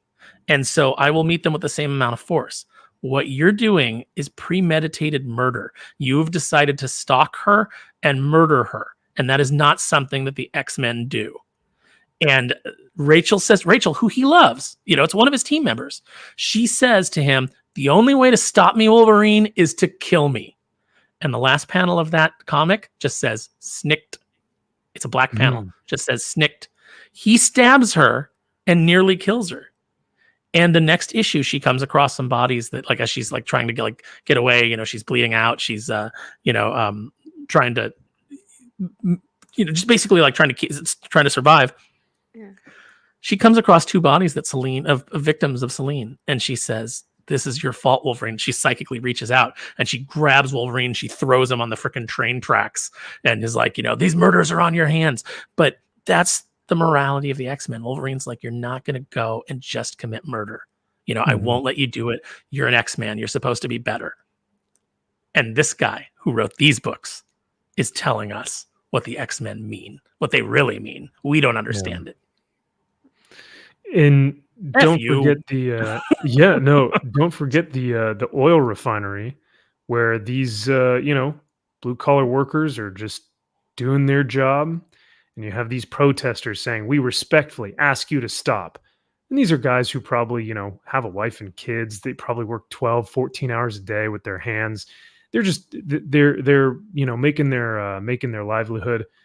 And Nature Girl comes out of nowhere, kills this dude, and then 6 bees on the rest of them and kills them all.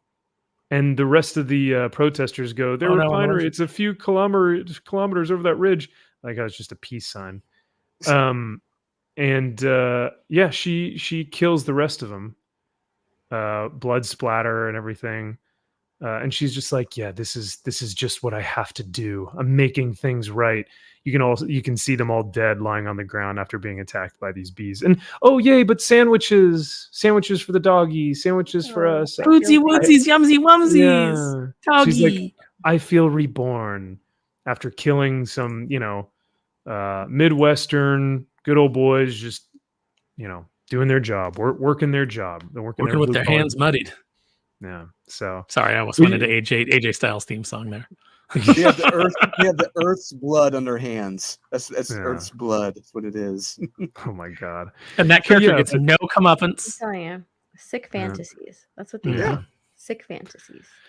But yeah, so you guys are right. It's the people who are telling us that we are the immoral ones are the ones that are writing these stories, and it's pretty pathetic.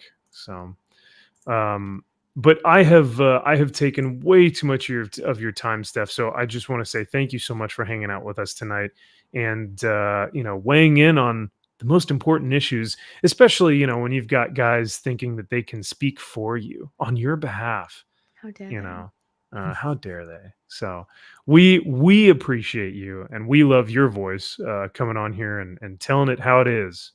So where can we find you? Well, I mean, oh come on, everyone knows who you are, Steph.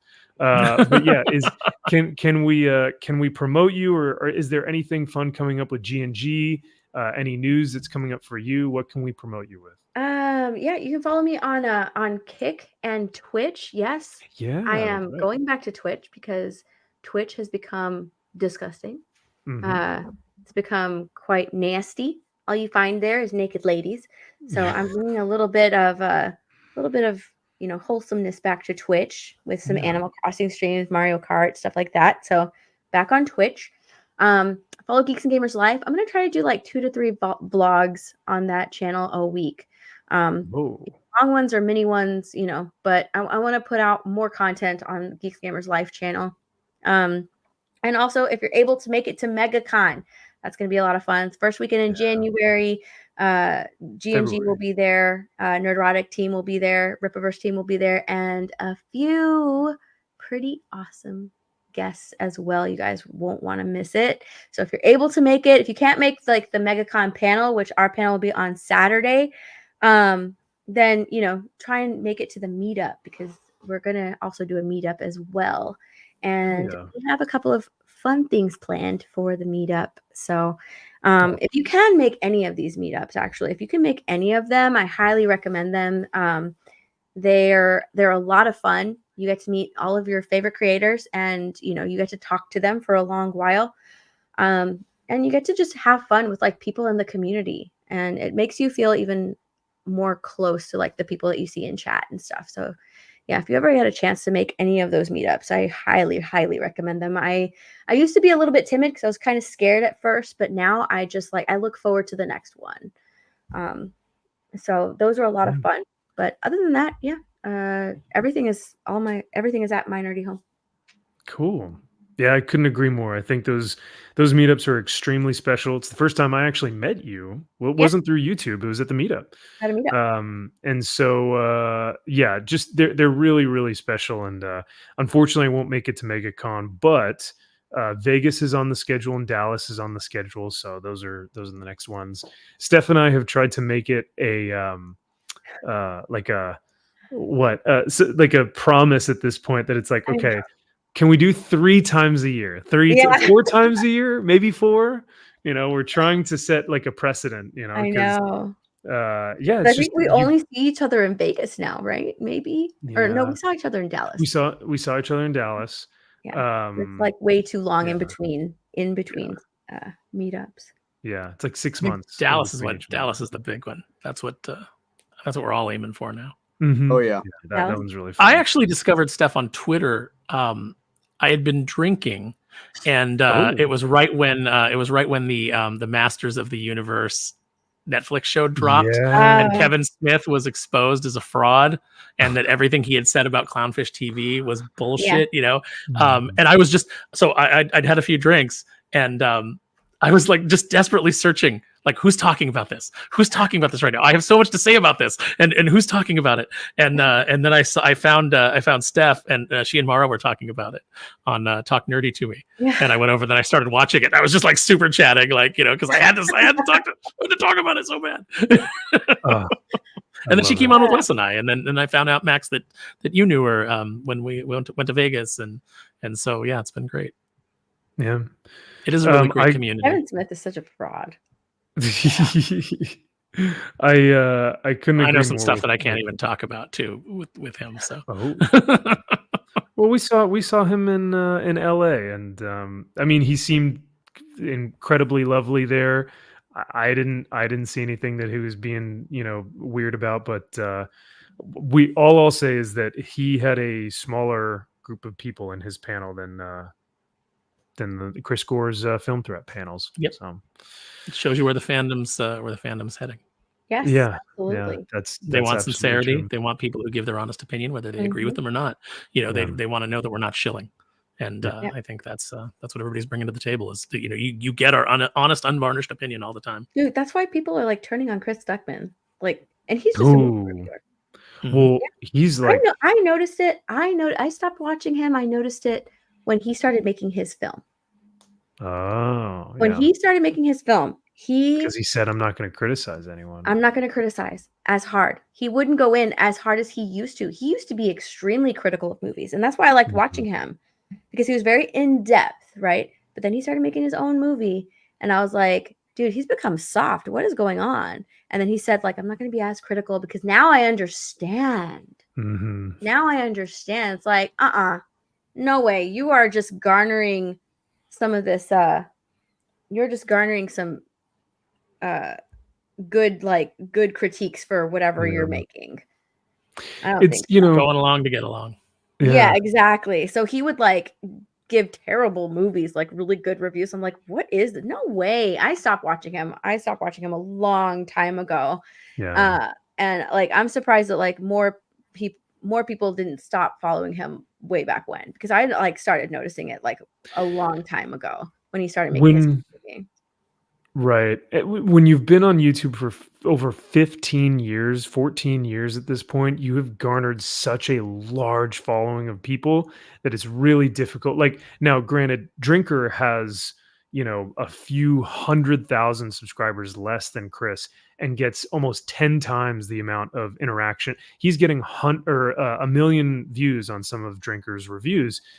Stuckman gets 10 to 100,000, I want to say, views on a because they're video. so disingenuous. People see right through it. Well, they're corporatized. Very disingenuous. Yeah. The review is so and so directed this movie, and the movie is this length, and I liked said movie. Thank you for watching my review. It's like you added nothing to that. It's so bland. So it's unfortunate because his delivery has always been that way. Well, yeah, it's always been incredibly just bland and very monotone. Yeah. He doesn't really get too excited, and when he gets excited, it's just like, I really like that. Yeah.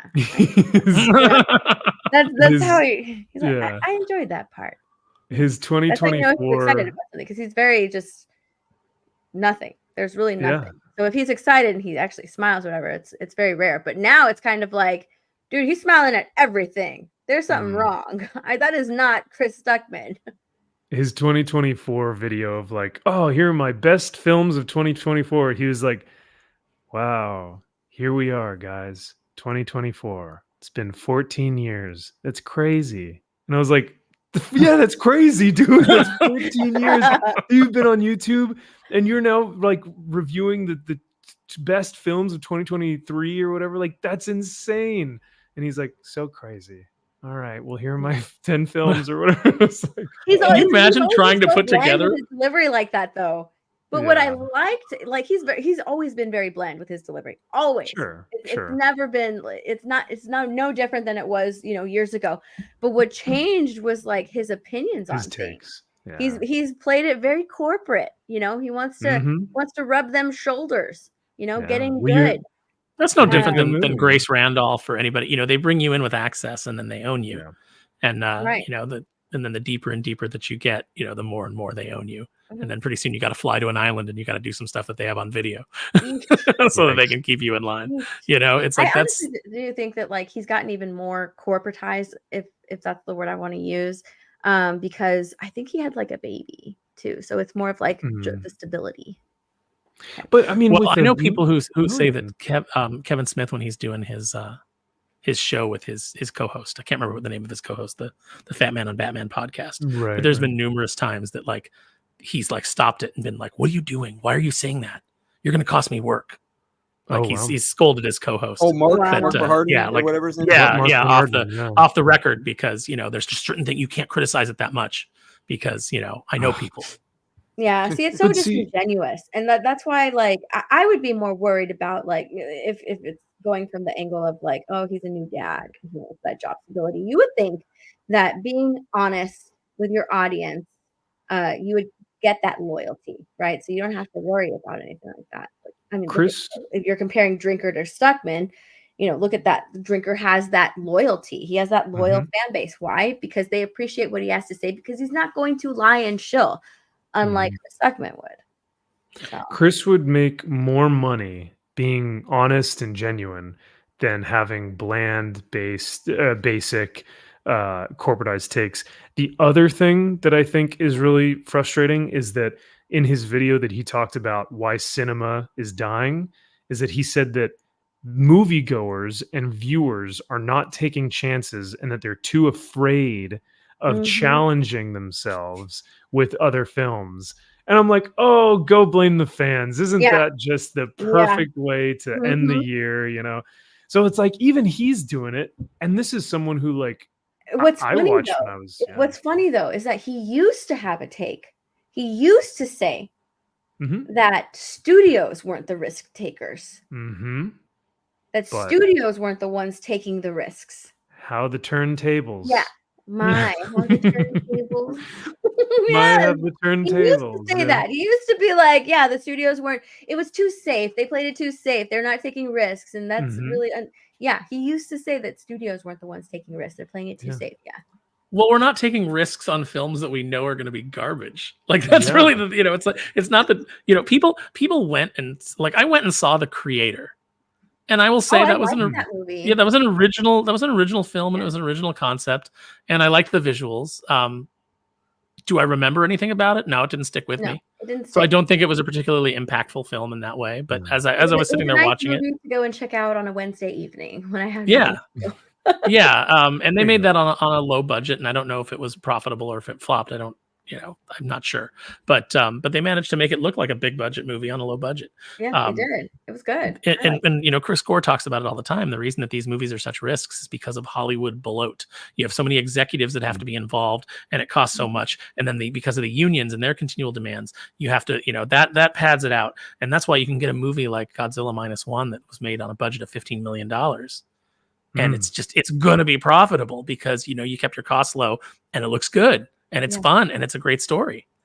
And people respond to it. But, when you've got a $250 million budget because you had to pay, a bunch of spoiled actors that are in a union that demands certain things, and you had to provide certain things, and all the craft services had to be this. And, Jennifer Lawrence needed only green M&Ms in her dressing room, like all those things add up. I mean, that's just not nuts. No, I know. Yeah. It's pretty funny. Pretty dead. That came from like Mariah Carey or one of those divas. Yeah, I thought it was Van Halen. They didn't want the brown M&Ms in their bowl. I think that was where it started. Who? I feel like that's one of those things where they're just like, can we get away with this? It'd be hilarious. Yeah, it's Van Halen. It's Van Halen in their writer contract. Van Halen. Yeah, they didn't want brown M&Ms in their dressing rooms, in the green rooms. Drew, was the cover of Wolverine and Beast, was that what we were saying they submitted to be like, I wonder if we can get away with this shit? Yes. You know what I mean? Like, can we, like, so on Friday night, we were talking about a comic book cover for the new X-Force book. And what was that? It shows the level of quality of Marvel Comics. Bear in mind, Steph, like earlier than the show, we saw these great, beautiful covers in the 1990s, these legendary, iconic images. And this is where we are now. This is 2024 Marvel now. What he's getting ready to show you. Oh, John Cassidy. That's right. Yeah. who is an exceptional artist. So there's he no is, yeah. excuse for. Or Yeah, was. I don't know. Which is why it's so weird. This is a This is an legitimate actual cover. This is an actual published cover. Marvel cover. When You I like first Wolverine? saw this, I had two questions. I said, okay, is this a mock-up that he sent the editor? Like he was like, this is like the kind of the layout. And it was just a really quick mock-up that he did on the computer and sent it over. And then they ran it because the editors there are stupid and incompetent. Or did John Cassidy have a stroke and this is like the best that he can do now? And they're just throwing him some work. But like, what's the story? Do we know the story behind this? Was this released? Is this out? So this is, I believe it is going to be published like Oh this. my And, God, like, no, I it's think not. this is the cover. But so here's the theory that we came up with on Friday, or 2 Fridays ago, I forget. So we think that John Cassidy is just trolling because we know that he can do good work. Mhm. And so we think that John Cassidy was like, I wonder if I just give them shit if their standards are so low that they'll just accept it. And Or he was think that's insulted really- by the cover rate. And he was like, this is what you get for that much money. Yeah, that he was just like, you know what, fuck it, I don't care. Sure, I'll turn this in. So there's a part of me that's like, I wonder if he's just being meta, just trying to, I don't know, but man, that's quite the I could cover. draw a better cover than this. I'm not even an artist, but I'm not making a joke. I can do it. I'm not an artist, and this is how I would draw Wolverine. This know, is a like this like is the 100%. proportions are so fucking weird. Where's his Mhm. neck? Like Yep. it's so Yeah. Looks like Peach Momoko did it. Jesus, it's bad. he looks Ooh, like a yeah. real person. He does. Yeah, his one arm is He just looks like kinda Puck. He's got the Yes. proportions of Oh Puck. yeah, you're right. Rob Liefeld, right? Or no? Oh, that was are you John thinking of Byrne, Alpha something different? Flight. That was on. Yeah. That's what I'm thinking of. Yeah, Can't believe that's an Right. actual cover.